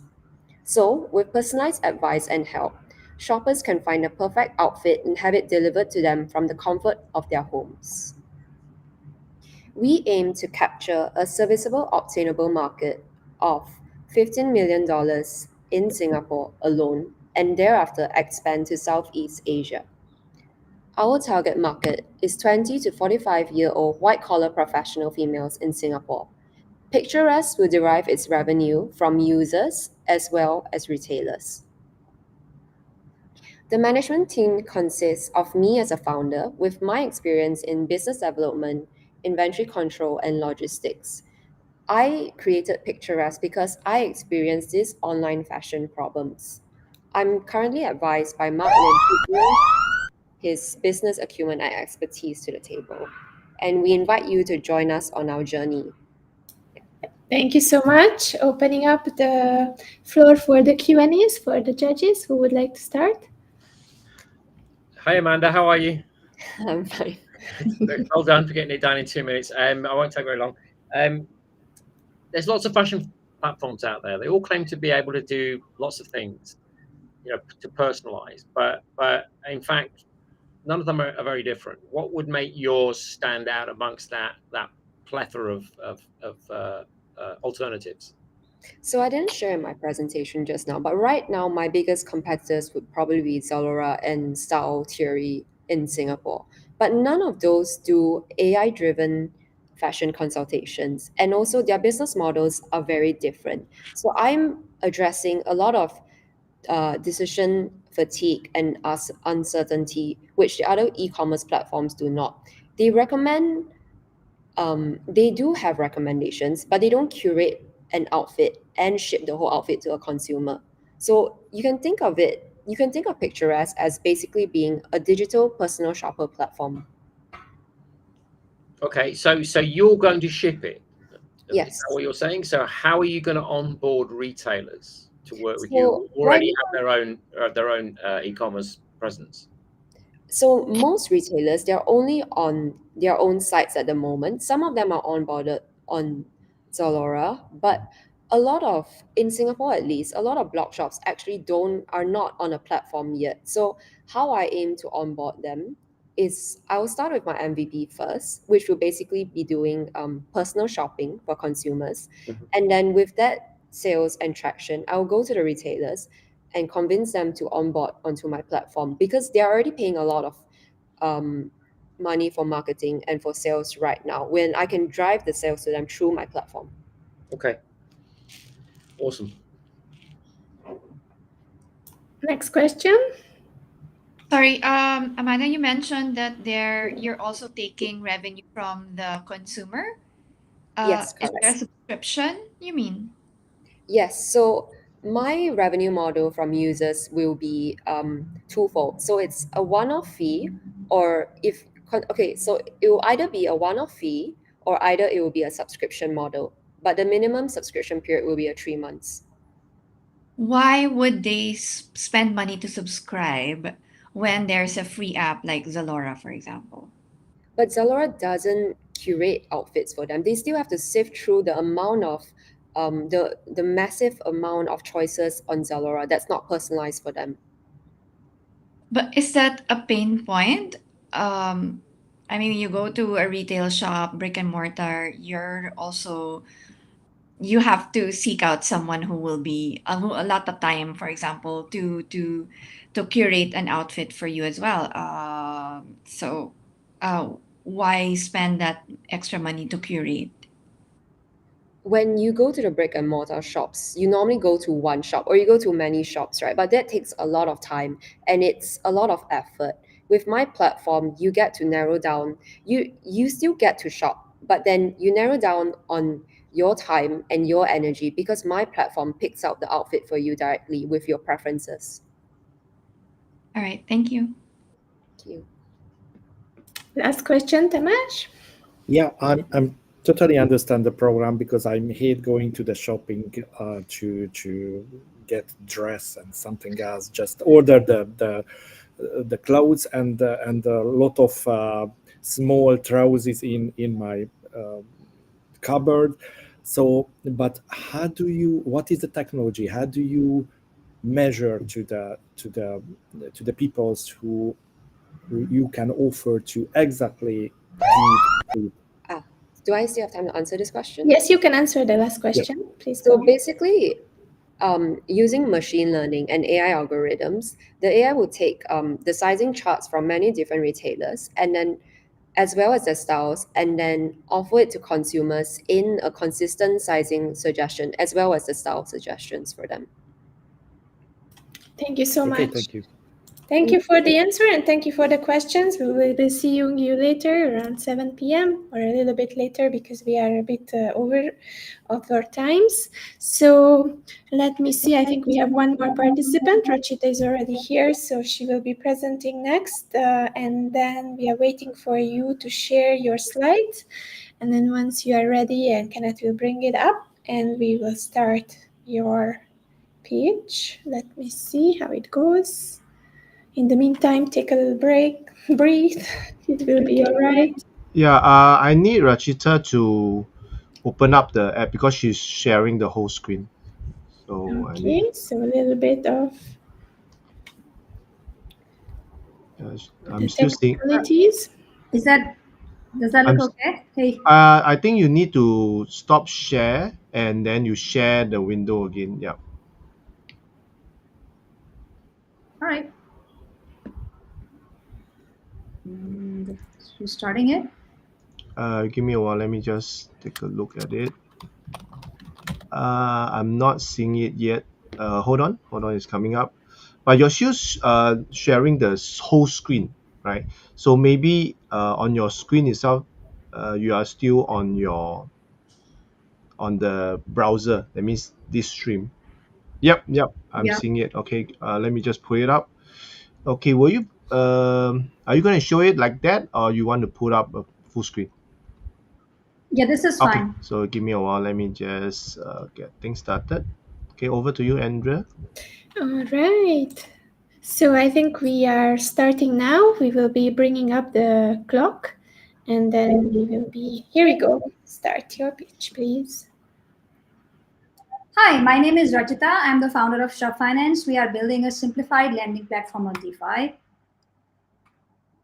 Last year, when Celsius and BlockFi went bankrupt, millions of users, including the founding team, lost their funds. Not only were millions of dollars frozen, the ongoing legal process has been extremely painful, not just for us, but for the entire user base.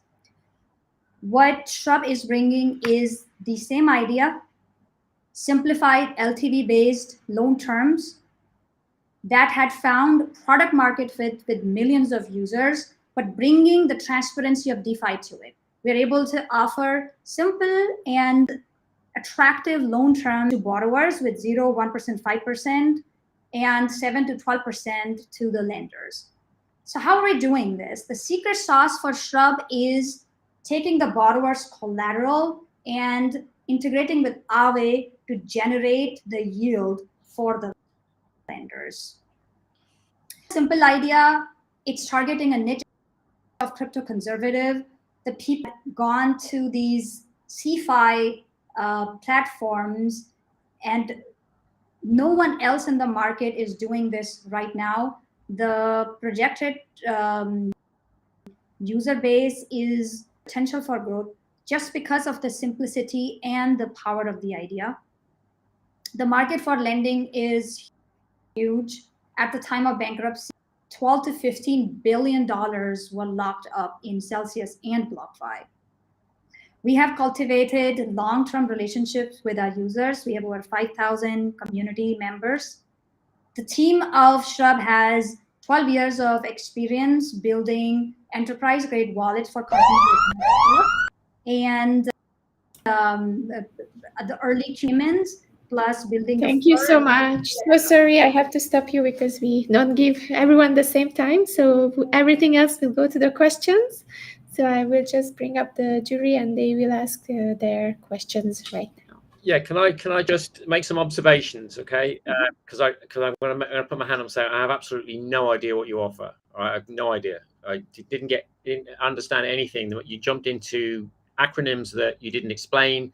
You're talking about a company that went bankrupt, yet it was a great model. What is that about? So Celsius and BlockFi were the C-Fly lending platforms that you're doing it again. I have no idea what those things are. If you want, I know this is not a competition where you're pitching to people, but you're going to need to explain what these things are. You're assuming that we all know what these things are, and I don't. So many investors you will speak to will not. It's really not a good idea to talk about, hey, this is a great model, it went bankrupt, but we're going to take those customers, we're going to do something better because actually the tool was really good. Yeah, but it went bankrupt. You don't want that kind of language in your pitch. Seriously. Okay. Right, try to reform it and try to explain it in a very simple way. What's your solution and how you solve it? Just try again. I mean, that's how it's a decentralized finance idea. So it might be different because it's related to the cryptocurrency platform. But in general, there were centralized financial platforms offering borrowing for crypto users that went bankrupt last year. And these were high-profile bankruptcies. So what we are building is a decentralized solution to these platforms that offer the similar 0 to 1% borrowing on crypto collateral for the users, but have a backing of a decentralized platform, does not have a middleman, meaning the code and the smart contracts will run the platform. Now I understand. Thank you. Thank you for the clarification. Any other questions from the jury? Tamesh? So it's yeah, that is borrowing. It's not necessary any central license, national bank, as from the National Bank Association or anything else, because some of companies it's trying to similar in Europe, in Hungary, as you remember well, and the National Bank give them some restrictions, some penalty for that. Penalties and restrictions. It's not allowed in some countries. So how would you explain that part? The regulatory aspect of it, something that we'll have to look based on country to country. However, this is a decentralized platform, so it's global in that regard. So for example, if it's banned in one country, all we need to do is disallow that country using the platform, pretty much. But since there is no middleman involved, like the core team of Shrub wouldn't necessarily be running the platform, it's owned by the entire community, whosoever participates. Decentralized idea right there. Yeah, I prefer that, and I'm actually just when the monies go out and go in, you know, the local bank, it's our bank association try to examine to how does it work and what is the license in the background. So that's why I ask that is yeah. So it possible. will pretty much be our model will be very to the existing protocols like Aave and Uniswap, the way they're running. There's nothing different to it since we are building on top of that. Thank you so much. Thank you for the questions. Thank Thank you you. for the answers. Very specific startup, very specific ideas. So you might have more questions later. And we hope that, your deck and your questions in POSI will clear that during the evaluation process. Thank you so much, Rachita, for sharing today. And we will see you later at 7 for the celebration and the announcement of the winners. Thank you so much. Okay, thanks everyone for your time. Bye. Bye. And this was the final fifth participant for the second part, the second group. So we are bringing back Kenneth, and we will be having a very short break. I think, Kenneth, we need to break it to 5 minutes because we have to catch up a little bit with the time. For the jury, we give you 5 minutes backstage to do the scores for the second group. And then after, we will continue very quickly with the third batch and try to catch up with the time. Let's see. Thank you so much for your work. So, Kenneth, to make this very short in this part of the break, we just wanted to talk a little bit more about our partners and the mentors. So I will let you quickly introduce them very quickly so that the audience and the viewers will see who are supporting and mentoring the startups. We also have to say that not everyone was participating in the mentoring. So some of the participants we are seeing for the first time, we have been shortlisting them upon their decks and upon their previous work in POSI, how they were presenting themselves. So we are super excited to see them for the first time. So Kenneth, I give you the stage to introduce the partners who you already can see also on the screen and the mentors that were helping the participants.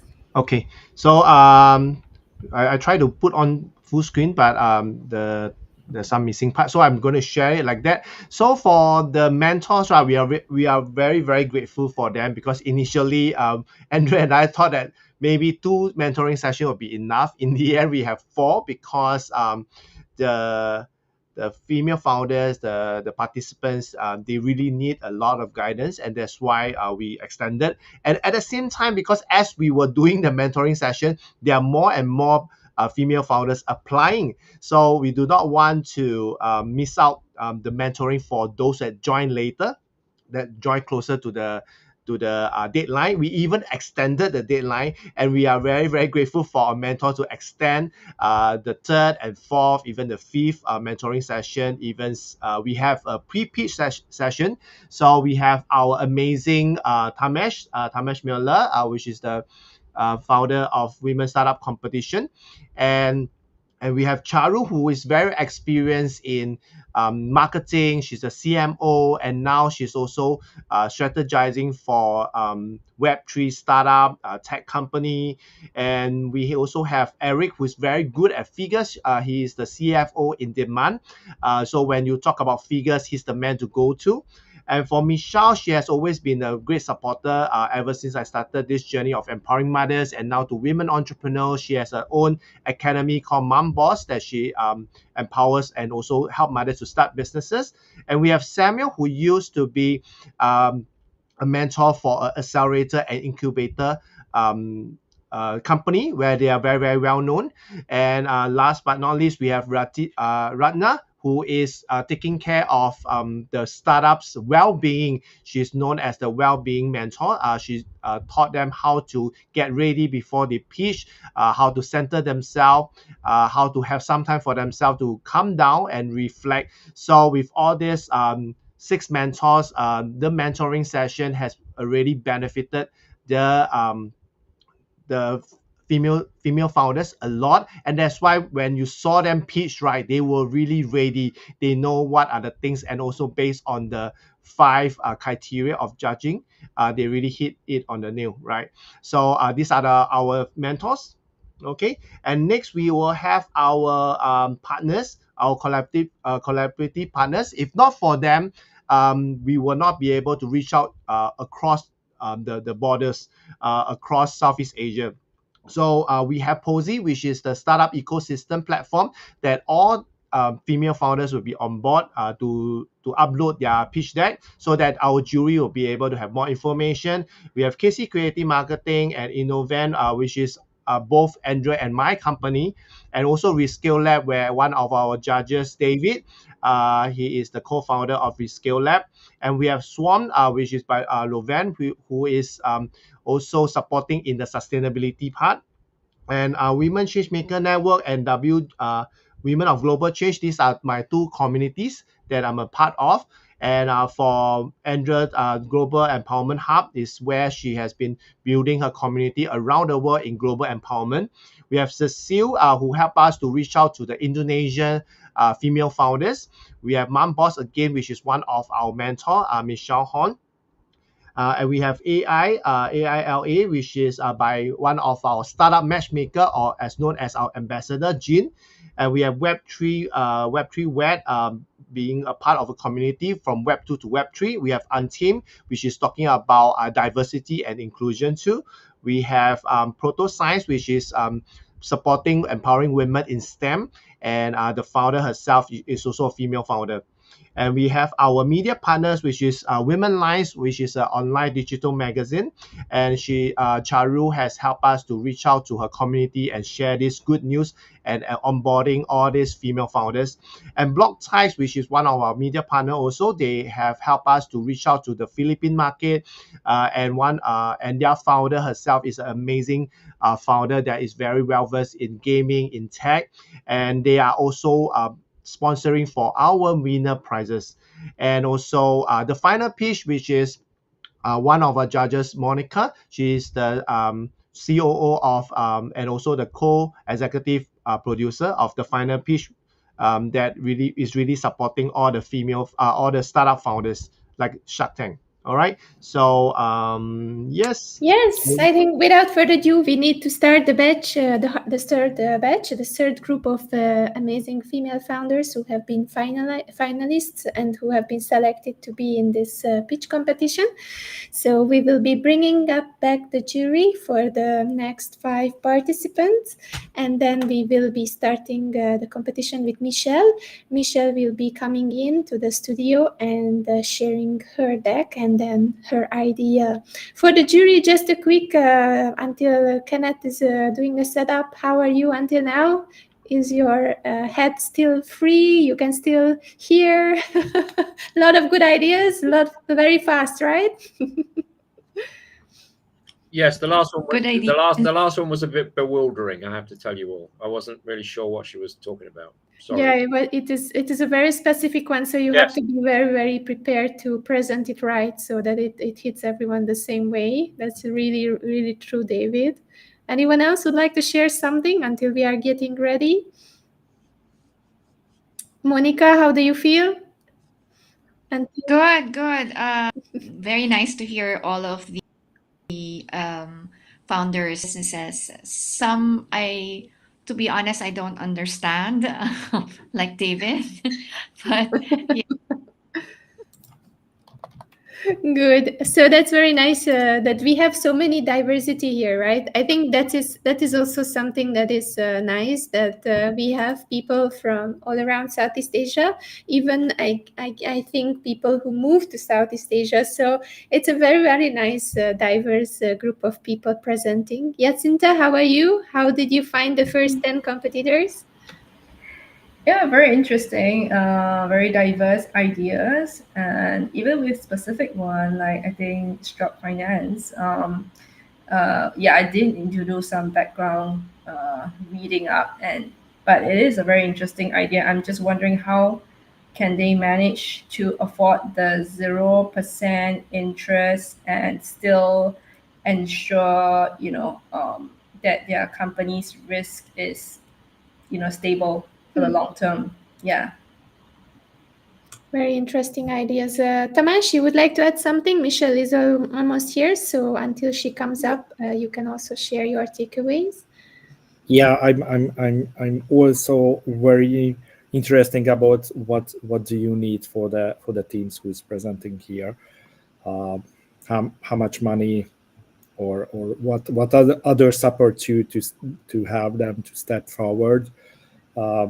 But I check in the one pager and always clear.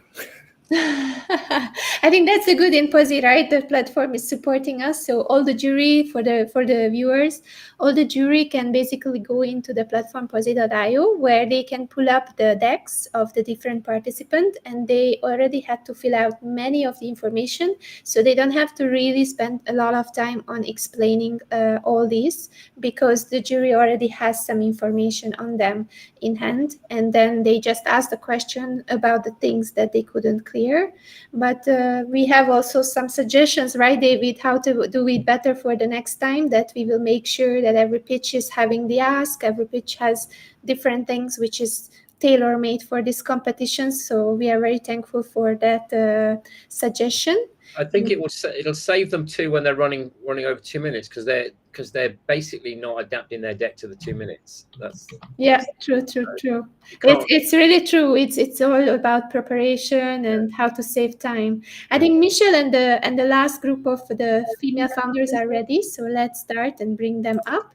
Hi Michelle, nice to have you in the studio. So please share your deck, and then once it's up, then we will be queuing you to start. And in the meantime, I will say hi to Alchan. Yes, pitching needs to put in the layman's language to allow the audience and the judges to understand clearly what they are presenting. So through Al, yes, we have to talk and present our ideas very carefully when we are talking to more people at the same time in a global environment. So I think Michelle is ready. So let's start. The clock is here, and then when I say it, you can start now. Hi, I'm Michelle Chong. I have been practicing sound therapy as an internationally certified sound therapist for over 15 years and treated over 800 patients. I've observed many patients struggle with a common problem that escalates from a seemingly treatable illness to serious depression or even committing suicide. So very often, chronic mental illnesses are associated with physical illnesses. So both have the common denominator, which is absence of consistent care. Years ago, I had a teenage client who was undergoing some therapy to manage his anxiety. I pointed out to the parents that their son's condition worsened and they did not give care and attention. I really remember receiving a call from his mom on the day. Sorry, I will stop you, Michelle. We'll give you a little bit of time because the audio is very bad. So picture is okay, everything is fine, but if the audio is bad, no one will hear you. Maybe you can remove your virtual background so that you are not using so much bandwidth.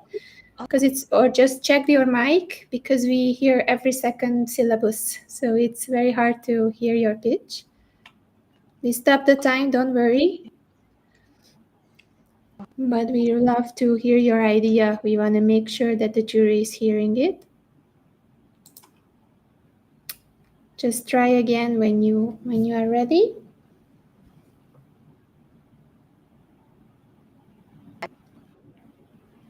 Still not. So I think, just check your connection and check. Okay, let's try like this. Now we cannot hear you. Just unmute yourself or change the audio. You were checking before it was working, but right now I think there is some problem. In the meantime, hi Cecile, hi Alchant, hi Noel. Thank you so much for tuning in from the other social medias. Still not hearing you. So just check your audio device.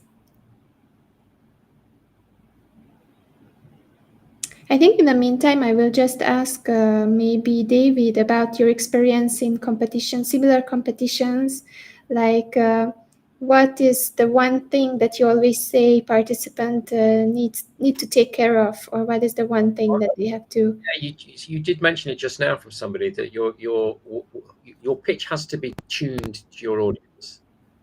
So if you are talking to a very specific audience, let's use the finance one, and you're pitching to people that have experience in the finance world, they'll understand the acronyms, they'll understand the specific natures of your market.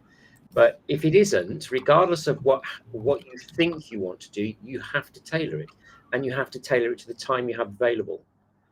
So it's difficult when you've only got 2 minutes to figure out what are the key things you want to put in your presentation, and you want to try and touch upon everything, but in some cases you can't because you've only got 2 minutes. We've had people that have spent too long on the first slide and we've hardly got to any slides, and then some that have gone into territory which them and maybe 12 other people in the world understand.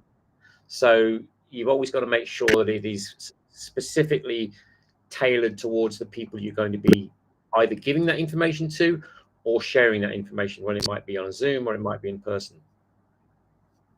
So I think we will be bringing up someone else. Thank you so much for the tip, David. So we will let Michelle fix the audio problem, and she will be coming back to finish the pitch, because without audio, we cannot really hear her. So even if we see the beautiful slides, it will not work.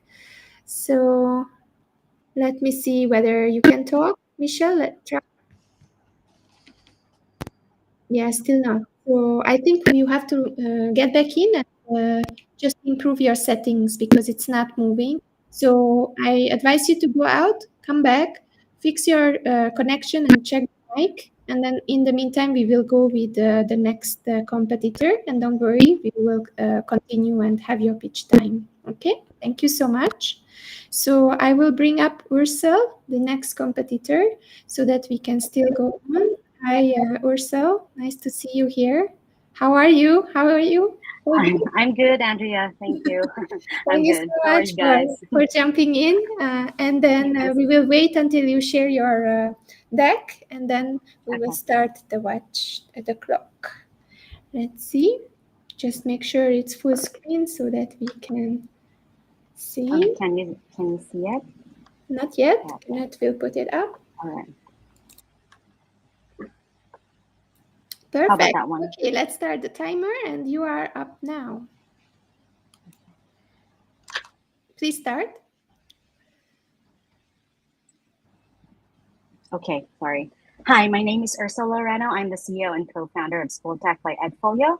I am a passionate educator, tech integrator, and also a school head at a small school in Iligan City, Philippines. When COVID pandemic hit, I personally saw how hard it was for small to medium schools transition from face-to-face to remote learning. Schools were literally left grappling with technology, and it was at the time I realized that existing school management systems do not have all the features a school needs, so schools have to purchase different applications for different needs, thus incurring a lot of cost. And for this reason, we have developed School Tech, a simple and affordable AI-integrated all-in-one school management system with a school management system, LMS, grading system, and video conferencing tool, all in the price of one. So once a student is enrolled, it will automatically generate the learning management portal that can seamlessly manage each classroom, making it easy for teachers to create activities and grade them. Also, in the few clicks, you can easily create a video conferencing room for your class. And very soon, we will launch our version 2 with an academic and career predictive profiling system integrated into our learning management portal. Looking deeper into the market, we assume that we can only penetrate at least 15% of our market in the next 3 to 5 years, while offering a very competitive price of only $15 per student per year on the first few years and one-time setup fee tiered pricing. So right now we have a traction of about $123,000 based on the current contracts. And for contract signing across the Philippines, Vietnam, Thailand, Malaysia, Cambodia, and Laos, with a potential revenue of $6.3 million based on our SOM in the Philippines alone, while the global edtech market size is forecasted to reach $467 billion by 2027. Now, let me introduce to you my co-founders, Alvin, Vector, and Burke, which makes up the leadership team with a combined expertise of about 75 years in the field of technology. Thank you so yes, much. I'm sorry. I believe I was cutting off. It's No really worries. the internet They here in will the ask Philippines. they will ask the questions, so don't worry. This is Yes. always waking me up. So the time is up. So I will ask the jury to ask their questions. Who would like to go first?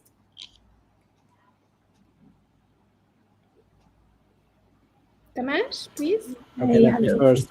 Who will to what you mentioned? It's $15 per student. who will pay it? The students or the school or the parents?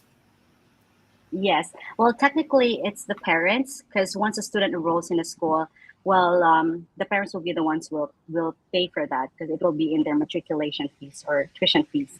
So the best thing about that is the decision maker is usually the school head. So we have to convince the school head that it is valuable to their school and it will add benefit. So then they will have to decide and they will have to tell the parents that they will be using a school management system on a particular year. Okay, thank you. Yes, thank you. Can I ask a quick question? So you've built your platform from the ground up, or are you using a variety of external tools? We're using it. We're developing it from the ground up. So yes. Developing or have developed because you've already launched? We have developed. Sorry, we have developed, and we're currently doing version 2 of it. Okay. Hi, Ursel. Hi, Monica. I'm Okay. good. How are you? Good. One of the institutions here in the Philippines had problems with hacking and security. I would like to find out how are you going to prevent that from happening with school tech.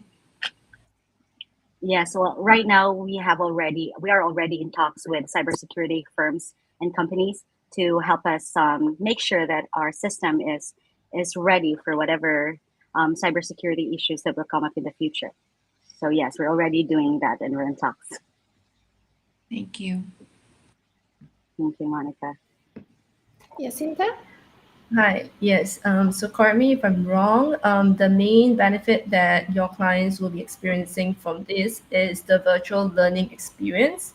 So how is this going to be a major part of their whole school learning journey post-COVID? Like, are they all mostly going just online, or are they mostly just back into physical school environment? And of course, the connection there in Philippines is not the best. So, will that put a more strain on the whole system and the reliability of it? Yeah. Yes, I understand. Well, actually, School Tech is a school management platform first. So the main platform is a school management platform where the students will apply online to be enrolled in a particular school, just like any colleges and universities are doing right now. So the benefit there is that once they use a learning management portal, they won't have to buy to a separate company because it's already integrated to our school management platform, making it very easy and efficient for schools. So it will automatically create the teacher and student platform. So they will just log in after they enroll. And the video conferencing tool and other value of School Tech will then just be an additional feature, since in the Philippines, our Department of Education is still saying that we have to be ready for online class, whatever happens, alongside this school year and even in the future school years. So yeah. Okay. And understand. I think, yeah, I'm sorry. Should I answer Yeah, about the yeah, go bandwidth? on. Yeah. Yes. Yeah. We're actually really preparing for that, and we know that that's the current situation here in the Philippines. So what my CTO is doing right now is that we're trying to really enhance our system in terms of the code base, so that it will not really incur a lot of this the backend stuff. So we're trying to do that. Can Yes. I write on Thank you. one more extension Yes, question? last question. So yeah, so if it is the main product is a backend system that really supports the school management, will you have a major component for the teacher management? Because in terms of the schedule, in terms of allocation of the classes and the workload, I don't see that on the slides. Oh, yes. I wasn't able to really include that since I'm already given 2 minutes. But the school management is really a big system where a school can departmentalize each processes. So there's one for admissions and one for enrollment, where they can manage the subjects where a teacher will be teaching and whose students are enrolled in specific classes. So it's really comprehensive and big in that sense. So I know that School Tech will really be a great value, since currently, even though there's already a lot of this existing school management system, there's not one who's doing what we're doing right now, since I'm also a school head and I'm also part of private schools associations here in the Philippines and in the region. Thank you so much. Thank you for the questions and thank you for the presentation. So now we are trying to bring back Michelle. We are saying goodbye to you, Ursula. Thank you. Thank you, Andrea. Thank you, everyone. For the celebration. So we will be waiting for Michelle to come up. Let's try the voice, the sound first. Can you try, Michelle? Hi, Andrea. Hi, everyone. Okay. So we hear you right now. So let's try to share your deck, and then after, when you share your deck, then we will start the pitch. Thank you so much for solving the tech issue. It can come up anytime. I think this is something that we have to learn in the new world, that it's not a given. Technology, not the same way like for everyone. So we have to be patient and accept for everything, because it can happen. So thank you so much. Let's bring up the timer and you can start your pitch now. Let's go. Hi, I'm Michelle Chong. Hi, I'm Michelle Chong. I have been practicing sound therapy as an internationally certified sound therapist for over 15 years and treated over 800 patients. I have observed many patients struggle with one common problem that escalates from a seemingly treatable illness to serious depression or even committing suicide. So very often, chronic when are associated with physical illness, both have a common denominator, which is absence of consistent care. Years ago, I had a teenage client who was undergoing sound therapy to help manage his anxiety. I pointed out to the parents that their son's condition worsened if they didn't give any care and attention. I vividly remember received a call from his mother on the day of the session that he had committed suicide. So this is the modern day society problems, that everyone's so busy with the commitment that not have time to for another 24/7. So therefore, I have a solution to support my client's journey through identifying their root cause and help them with the science-based sound treatment and continue with the prescribed therapeutic use program. And now I'm aiming for around-the-clock care app for anyone, anywhere to seek any help anytime. So there is B2C, B2B, and a franchise model next year. So based on my current capacity, I'm going after the 1% of serviceable obtainable markets, projecting about 1.8 million in revenue. With the right funding, I can pursue more ambitious marketing plan. So I have only been operating since May this year till now. I made 115 sales, engaged by 9 companies, my network over 900 subscribers. I have clients from 6 countries, but mainly from Singapore and Malaysia. So with this app, client will have a one solution at their fingertip to access professional advice, treatment, home-based sound therapy, nutrient solutions, anywhere, anytime. So I'm asking for 180K funding for equity of 10%. And here's my team, a business advisor, and my tech manager. Thank you.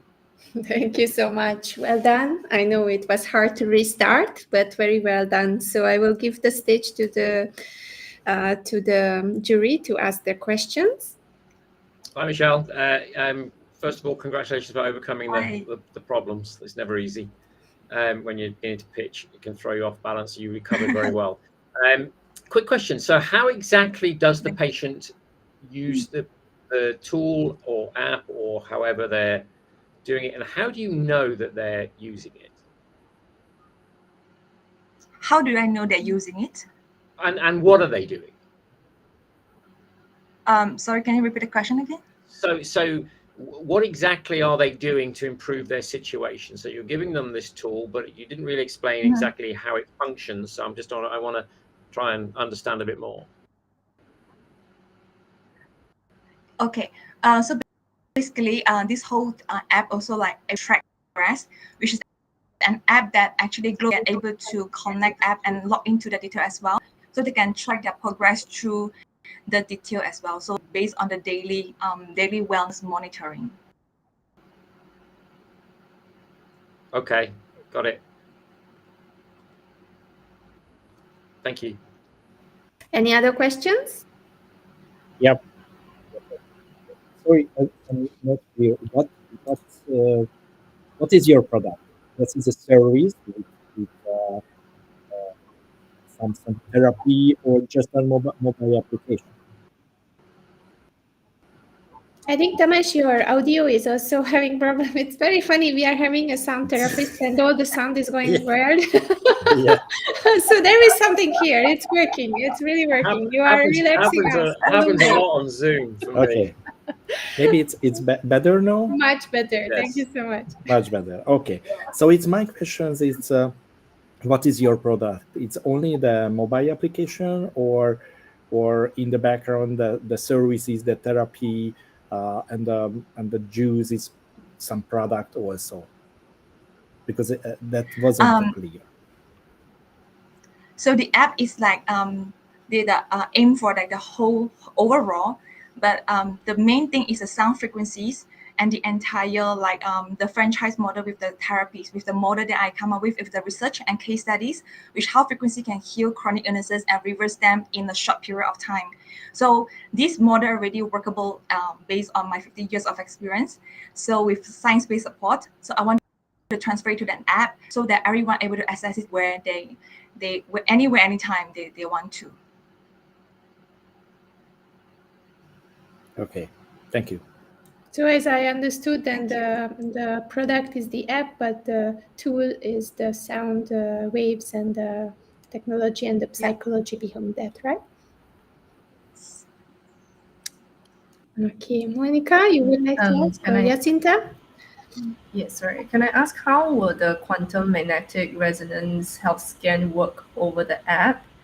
And also whether or not this would be applicable for insurance claims in the future, or yeah, because I see you tie up with corporates, but how about markets whereby healthcare is very based on the insurance component? And also, how are customers looking at this as the go-to for their healthcare versus the traditional avenues? Okay, thank you for the questions, which is a very good questions I've been thinking through like for so long.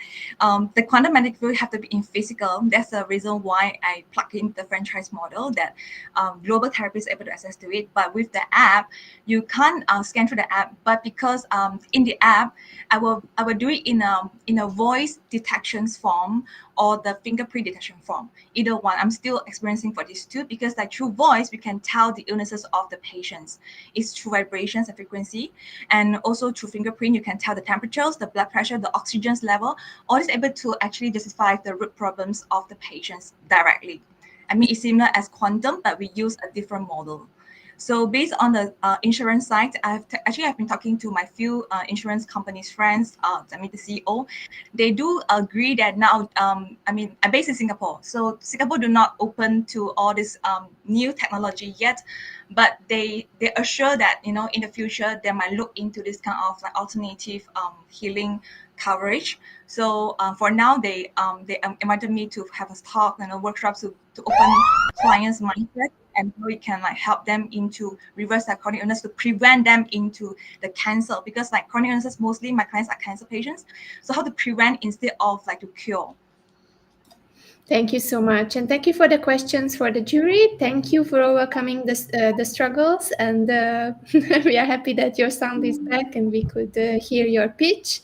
And we will see you again around 7 at the awards ceremony. Thank you so much for bringing your idea here. We are bringing up the next participant. We are jumping industry, and I'm sure that you will like this different idea.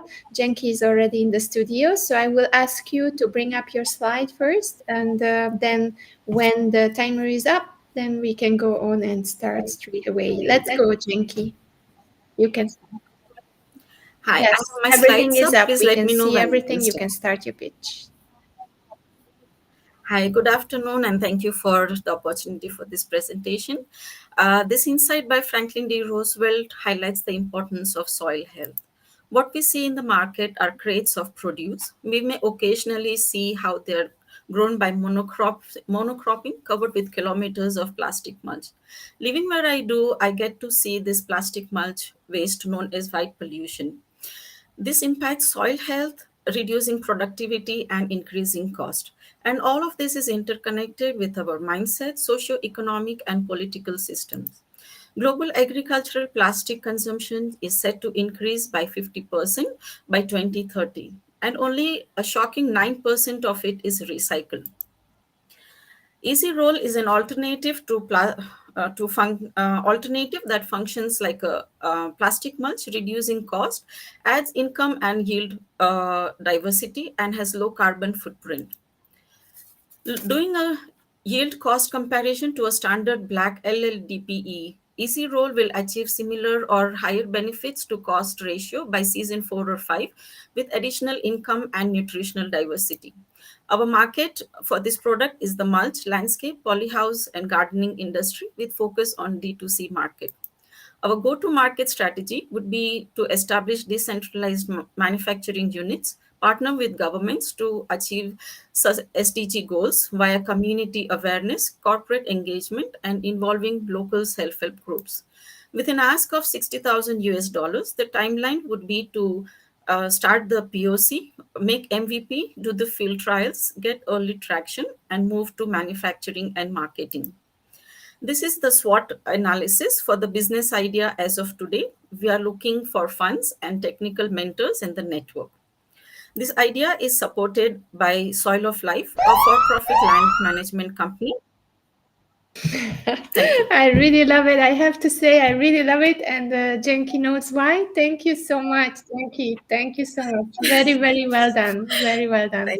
So I'm giving back the stage to the jury. Ask your questions. Ask away. Hi, Jinky. How are you? Yeah, hi. Very good. Yeah, Very well hi. done. Can I just ask a question? You say that it's lower carbon and it's different, but can you just expand a little bit why or how? Yeah, so the idea, yeah. So the reason I mentioned that it will be decentralized is that we are looking at reusing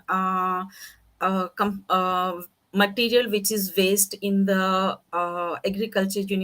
agricultural sector, and therefore the embodied energy of the product will be very less because it will not be transported or shipped to further distances. Plus the components which are going in are already a waste which is being recycled into a value added product. Okay, so I hope can I? So I'm going to sort of jump into somebody working with you needs to set up a manufacturing something to build a new something from old somethings. Does that kind of sum it up? A lot of the plastic mulch industry already has a good network as in the manufacturing unit. So what we're hoping to do is use the same set of network, because we are not trying to replace the plastic industry. We are trying to reuse the same network and the same machinery to make a more ecologically and economically sustainable it's product. only more ecological because you're upcycling a material, so therefore you're not counting the initial material impact. Am I correct? Okay. Yeah, and decentralizing. Okay, cool. Got it. Who would like to go next? Very specific topic. Who is agriculture in agriculture today? Can you tell me something about your team? Yeah, so I have started the company as a sole founder, and I have been working in the service segment as a bootstrap, and now I have paid customers, lean strap model, and I'm looking to build the team for this product. I'm looking to have the funds and hire the right technical persons. Thank you. Other questions from the jury? What would be your first primary market that you would focus on, do you think? 70% of it is I'm D2C. sorry, maybe I didn't expect market as in country. Sorry. So I'm targeting it would be the Asia Pacific region. I'm sorry, Don't worry. slide. So, I mean, but I mean, the reason I'm asking is you're going to only raise, it's an idea, you're only going to be able to raise a certain amount of money. You're going to have to think about exactly where you want to do it, because you're probably only going to get one shot at getting it off the ground. Because you're going to have to build, you're trying to solve the whole supply chain or deal with the whole supply. It's very difficult. So you need to kind of decide, I'm going to put my flag in the ground there, exactly there. So you don't have to give me an answer now, but just bear that in mind, that at some stage you're going to need to have a hold of the reins of that horse. Yeah, thank you for that feedback. Yeah. And last question from anyone from the jury panel? Okay, I'm good. Thank you, Andrea. That's good. So if no questions asked, then thank you so much, Enki, for this presentation and the idea, and for being here. See you later for the award ceremony. And thank you so much. Thank you. Bye. Bye. Bye. So we are bringing up the next competitor, and she's already here. And welcome, Princess. Hi. We'll be having your presentation up, and then you can start if it's up and running. Just give me 1 second here. Yes, just please open. Until you are opening, I'm saying again hi to the audience. Don't forget that we are finishing soon this part of the pitching sessions, and we will be coming back around 7 to announce the winners, because straight away during the competition, they are also scoring and evaluating all the participants. So we will be needing your presentation, Princess. Kenneth will bring it up. Okay. Can you give me 1 second? I think I closed my. No worries. Get ready. Until then, I will ask. Maybe I will ask Monica. So, Monica, tell us a little bit about your beautiful venture. What you are doing in the Philippines. I know that you do a final pitch, and you are with the CNN in the Philippines. So it's so exciting. Tell us a little bit about it. Thank you, Andrea. So we're actually a little bit more traditional as a business. We're really a television production company, except that we're producing a television show which is revolving around a lot of the startups, which is called The Final Pitch, as Andrea mentioned. It's loosely based on Shark Tank.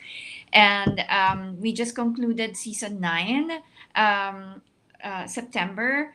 And we're already, as we speak, preparing for season 10. And we're looking forward to mounting a new season of The Final Pitch next year, as we are bringing it to Singapore. We are looking forward to it, and looking forward to support you. It's an amazing achievement. Like Tamesh, you are also doing it almost for 10 years. So it's crazy how time flies, right? So let's see. Okay, the PowerPoint is up. So we will be just asking Princess, are you ready? Yes, I'm ready. So you can start now. Okay. Hi, I'm Princess, and I'm the founder of What's Your Plan, the pioneer of the home-based franchise system worldwide. I started my business with a capital of only $20. To date, we already have over 700 franchisees across 13 countries, offering an all-time favorite dessert, leche flan. When pandemic hit last 2020, a lot of businesses shut down and millions of people lost their jobs. It was unfortunate for majority, especially business owners. However, we were able to scale up 10 times faster during those challenging years. And it was a perfect moment for us because people saw our value and advantages of our business model. At present, the food industry is growing fast, and in our country, commercial rental fees are skyrocketing, malls congested with so many food stalls, traffic problem becoming worse, and there's still a threat of a possible pandemic. In Southeast Asia, we have a huge number of social media users, and this is just one of our target market. With this, we came up with a business system that is easily operated, highly scalable, pandemic-proof, and targets Class A to D market. Our business provides quality products that obtain 60 to 200% profit margin, low business failure, low overhead expenses, and it contributes to the economic growth. With a very affordable franchise fee ranging from $600 to $35,000 and a return of investment as fast as 1 month, we have attracted a large number of franchisees. By year 2024, we're aiming to expand further worldwide and tapping the underserved market, and this sets our goal to welcome 1,000 franchisees yearly and quadruple our revenue starting next year. As part of the expansion plans, we will be adding technology through a mobile app to achieve greater milestones by enabling a more efficient, convenient, and reliable platform for our customers who just want to try the products and eventually become our franchisees partners. This is a digital age, and we can definitely change the lives of millions of people. So, what's your plan? Thank you. Thank you so much. Thank you for the share and for the lot of smiles. I really appreciate when someone is under a lot of pressure and they still can smile and make it like so gracious. So, giving the stage to the jury, please ask your questions. Let's start the 4 minutes. Okay, 700 franchisees. Is that correct? Very good. Congratulations. Yes. What's the average revenue per annum? Oh, yearly, or would you want the so what's your average revenue per licensee per year? Oh, okay. That's around $250,000. It depends on the year, but the recent one was $270,000. That's yearly or monthly? That's in total for all your 700. Sorry. From the year that I have started the company, 2018 up to present. So let's just come back to the question. How much are you making per year per licensee? Each individual licensee. Okay. That's approximately $65,000 a year to $100,000 a year. Yeah. Okay. And you have 700 of those already. Yes. So if I do 700 times 65,000, I should get your turnover. Am I right or wrong? Yes, but we are offering 3 options. So since we are offering the home-based platform, as you can see, we have partners from other countries. So before we can accept franchises from other countries, we need to get commissary partners. So they pay a higher fee than the ones that's doing the business at home, whom we call the home-based franchisees. Okay, can I just make a suggestion to you here? You really need to get your numbers straight. You just told me 3 things that were all different, haven't answered my question, and if I do my own math, you should be doing a few $1 million a year already. Okay. The reason why I'm asking, it's a very easy model. You've attracted 700 people. If you can continue to do that and you can secure a reasonable sum of money per head, per licensee, you'll have a very nice business. But you're going to need to know what that is. You need to know it straight away. Right, so I've taken up like almost half the time, so I'm going to say nothing more. Okay, that's okay. Thank you. Next question. Hi, can I ask for what is the hook in terms of this franchise versus them setting up themselves? And how are you going to control the quality over 700 franchisees and more in the future? Okay, basically we are filtering the partners or the franchises that apply to become our partners. So majority of the partners that we have are business owners, and I am very hands-on on this business.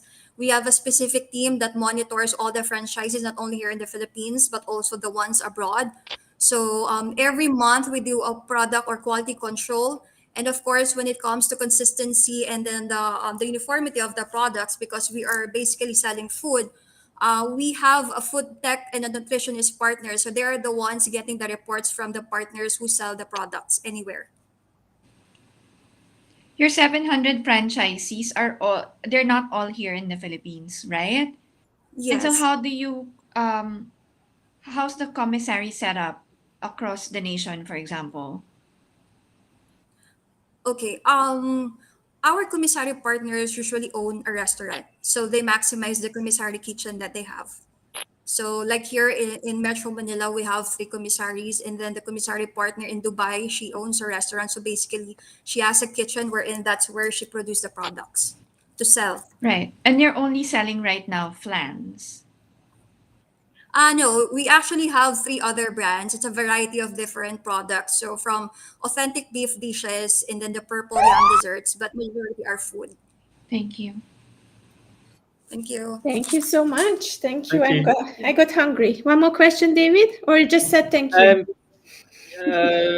Yeah. Do you have a franchise manual? Do you know what a franchisor's manual is? Yes, I do have. I apologize because I was trying to calculate earlier. Okay. So anyway, yeah, I have a franchise manual. Okay, all right.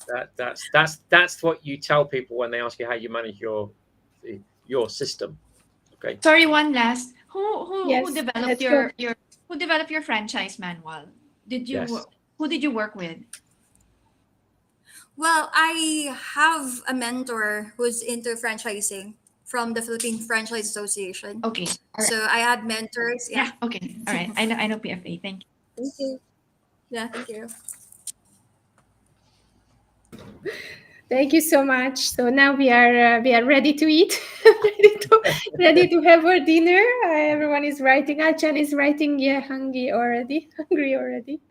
So now we are actually coming to the last participant. Last but not least, we are already at the 15th participant. So we will be bringing up Rachel, who will be sharing her deck. Let's just make sure that the connection is perfect and please speak a little bit so that I can hear that your audio is all right. Hello, can you hear me? Is audio okay? Yes, we can hear you. Okay, so let's go. The clock is up, so you can start your presentation now. Ladies and gentlemen, esteemed investors and judges, allow me to introduce Adult Education Management System, or Adult EMS, a solution designed to transform education, starting with private schools that span K-12, college, and vocational institutions. My co-founder Prince and I have already spent some years in the education sector. We are both engineers, me specializing as design thinker and him as data scientist. Together with our team, we have witnessed the challenges these institutions face. In our classrooms, we recognize a glaring issue, an education system that's struggling to nurture critical thinking, leaving an unsettling gap in our students' development. Our journey has been driven by a simple yet profound realization. Before we can tackle the critical thinking deficit, schools must be equipped with the right tools. They urgently need efficient tools to streamline operations and refocus their energies on nurturing critical thinking among their students. Adult EMS covers all the critical business functions of a school in one package, transferring information from one department to another quickly and accurately, thus making the lives of educators and administrators simpler so that they can better create the future thinkers and leaders our world needs. Adult EMS offers subscription-based plans, basic, advanced, and premium, along with services like setup, training, consultation, data migration, and customization for a holistic tailored approach. The market potential here is vast, with a total available market of $675 million. Our vision extends to the development of AI tools for personalized learning, hiring top talents, and undertaking robust marketing campaigns. With a clear path to market, we're seeking $1 million to drive adult EMS from vision to reality. Investing in adult EMS means investing in the future of education across the ASEAN region. Together, thank you. Cool. Okay, let's go with the questions. It's always very, very harsh. Can I ask a quick question? Have you already got traction? Sorry, what's that? Do you already have traction? Do you already have business? Yes. So far, we already have one client. This is more on full customization of their business processes. And we have already started with one in Batangas, which is one of our provinces here. So is that a school? Yes, it is a school. So it has K-12 colleges as well as the tech or what we call here as TESTA. So follow-on question very quickly then. So have you already built your platform to do all this? We have already built several modules for them, and we are also training with them as well as co-creating all of the modules that would actually be customized for them. So it's really tailor-made for their business processes. Okay, so you haven't yet got a platform to do all these things? Not all yet. So we already have some of the modules, but okay. Yeah, so we're going there. We're getting there. Got it. Thank you. We have a little echo on your side, Rachel, so just please make sure that your other devices are not open, just one device that you are talking to. So I will give the stage again to the other juries if you have questions. Monica or Tamesh or Jacinta, any questions? Can I just ask, because the main issue that you listed that you're solving is that you're trying to get the whole education system to focus towards critical thinking and more personalized learning. How exactly will you be doing that with your platform? So on our platform, what we want first is to have the schools and the administrators focus on the students rather than the administrative side. So through our tool, they will channel their resources, their energy and focus where they matter most. It's mainly the students and the teachers' development. So that's where adult EMS comes in. Focus on that first. Then, as we grow with the schools, as we grow along, our targets that we will have personalized learning together with them. So we can personalize the content, for example, of the learners. So it will be this based on the schools, or it can be compatible with the school's local context, environment, culture, and tradition. So that would be the personalized learning for the schools as well as the students.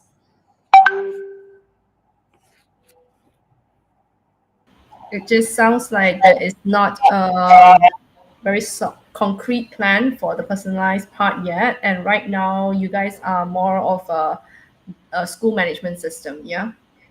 Yeah, going towards education management system as we move from this minimum viable product going towards a more robust modules. Sorry, can we take a look at your team? Yep. Sure. And also, I'm very curious about the sales strategy. How can you access to the next customers? So for the team, we already have a dev team that's working on the uh, customized admissions, registration, cashier, enrollment, enlistment that captures all K to 12 college and TESTA or TECFO. And we're also my co-founder is a data scientist, and he will be working more on the AI models that we will be using in this platform, which is mainly reinforcement learning. Thank you. Sorry, Tamesh, you had the question? Yeah, I'm very curious about your sales strategy. How can you find next customers, schools, or anything else? Because I'm think it's a if it's a very hard to do that. For example, in Europe, there is almost every country this school system is centralized by government, so it's Yeah. So that's why we're not. Thank you for that. So that's why we're not targeting the central government. We're not targeting those areas who has high public schools. So we're targeting private schools in the ASEAN region, which has high number of private schools. So mainly as well, we have here in the Philippines, in Indonesia, in Malaysia. So we're targeting the private schools, and we already have partners as well who are now where we can move forward within our area first, and then moving towards a larger area in the Philippines. okay. And Thank you. targeting Catholic schools as well. Thank you so much. Thank you for the questions and thank you for the pitch. We will see you very soon in the award ceremony in another room and another live stream. For now, I will say goodbye to you, Rachel. And then for the jury, I'm asking a little bit of patience that the Kenneth is coming up. And then we are here at the end of the competition, end of the 15 pitches. And I would like just ask a very short question before we leave and closing up this live and going to decide who actually will win the competition. One by one, the jury, just for a little bit of feedback about what you have heard, or maybe one tip. You can choose what you would like to decide as a closing remark for this pitching for today. I would like to start with Monica. Hi. Yeah. Again, like I mentioned earlier, very interesting businesses, interesting startup founders as well. If I were to share one tip, it would be clarity in terms of your mission and vision and your why and your North Star. Why are we doing this? And what are we really asking for from the panel? Thank you. Thank you so much. Let's go to Jacinta, and after that, the gentlemen. Hi. Yes, very interesting sharing, and they did very well in terms of time management. I think the main thing would just be the competitive advantage for a lot of the companies, because that to me is the most important. How you're gonna be differentiated from your competitors, and how you're gonna continue to protect your market share in the future. And that also determines your rate of growth. So those were not highlighted enough for me personally. Thank you so much. Let's go to David. We touched on it quite a bit, and I think a few people have pulled up on this too. They really need to explain in very clear terms what the problem is, what they're solving. You know, the why are we doing this? I think, which is what Monica's saying. We've had to dig a little bit to try and get the real nugget of why, and where they're at. Exactly where are you at today? Not where I want to be, but what do you have right now? What are you doing right now? And what problem are you solving right now? It's getting a little bit kind of crossed up with, I've got this product and I want to do this. Thank you so much. And we're going to Tamás, to Hungary. Yeah, it's the same. I'm always looking for why choosing to that startup and not another. So what is the benefit of that? Just if you have some honeypot, just share it immediately. And the other things, it's very important is you don't be afraid to ask, what do you need? If that is a money, just be a concrete. I don't know, 100k euro, 100 euro, or I don't know. And what do you want to solve it with this money? So it's very important. Thank you so much. And I think we also can add a little bit with Kenneth. For me, I exactly so why we did this female founder competition, because there are so many ideas out there, and there are so many female founders who need guidance, that I think it's never enough from platforms who are giving them guidance and mentoring even more than we could give in the last 1 month with those few sessions, because I think it's this is what will help. The diverse ideas are coming from different corners of the world, and the only differentiators between those who are already making it is that they maybe have been closer to the fire, they may have been closer to mentors, they might have been more having more access or more patience, especially for digital connection, and more patience on the side of the mentors and judges like you today. So I applaud you guys. Thank you so much for the patience towards all the competitors, because they had their own struggles. They have been getting ready, and with our help, their ideas can grow. And with our help, it can be highlighted and spotlighted. And that's what we all want: diverse ideas, more innovation, and from every corner of the world, without struggling with the resources. And we don't want that the resources are stopping people from bringing their ideas forward. Because as Tamás's platform is doing, they can even just post their ideas and then get a partner who is very good in business.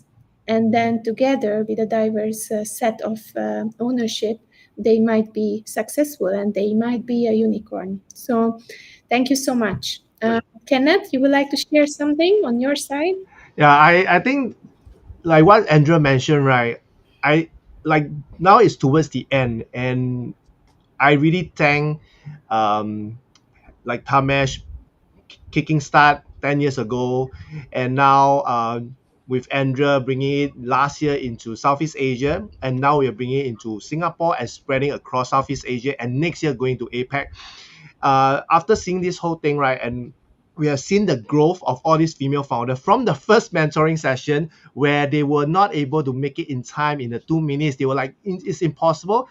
And today it has exhibited that and showcased that they can do it with a bit of mentoring, with a bit of guidance. So what if they are being supported, all these female founders being supported with the resources, with the mentorship, with the guidance, and with all these amazing mentors and including the judges giving all the critical points in their pitch deck, right? And solving the biggest problem.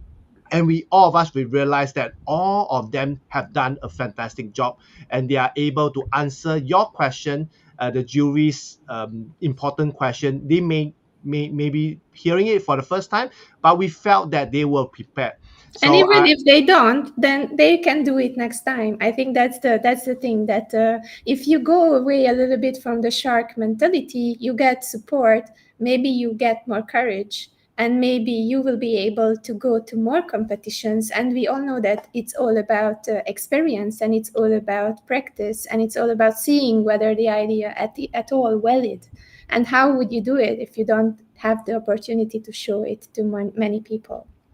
yeah, so I think we will leave all the headache to the jury to really score them on Posey. So I think that's we will let the jury. Yes, now we were closing up the live session, so we will be going backstage. So if you have been watching us on YouTube, please don't worry, we are coming back very soon around 7-ish.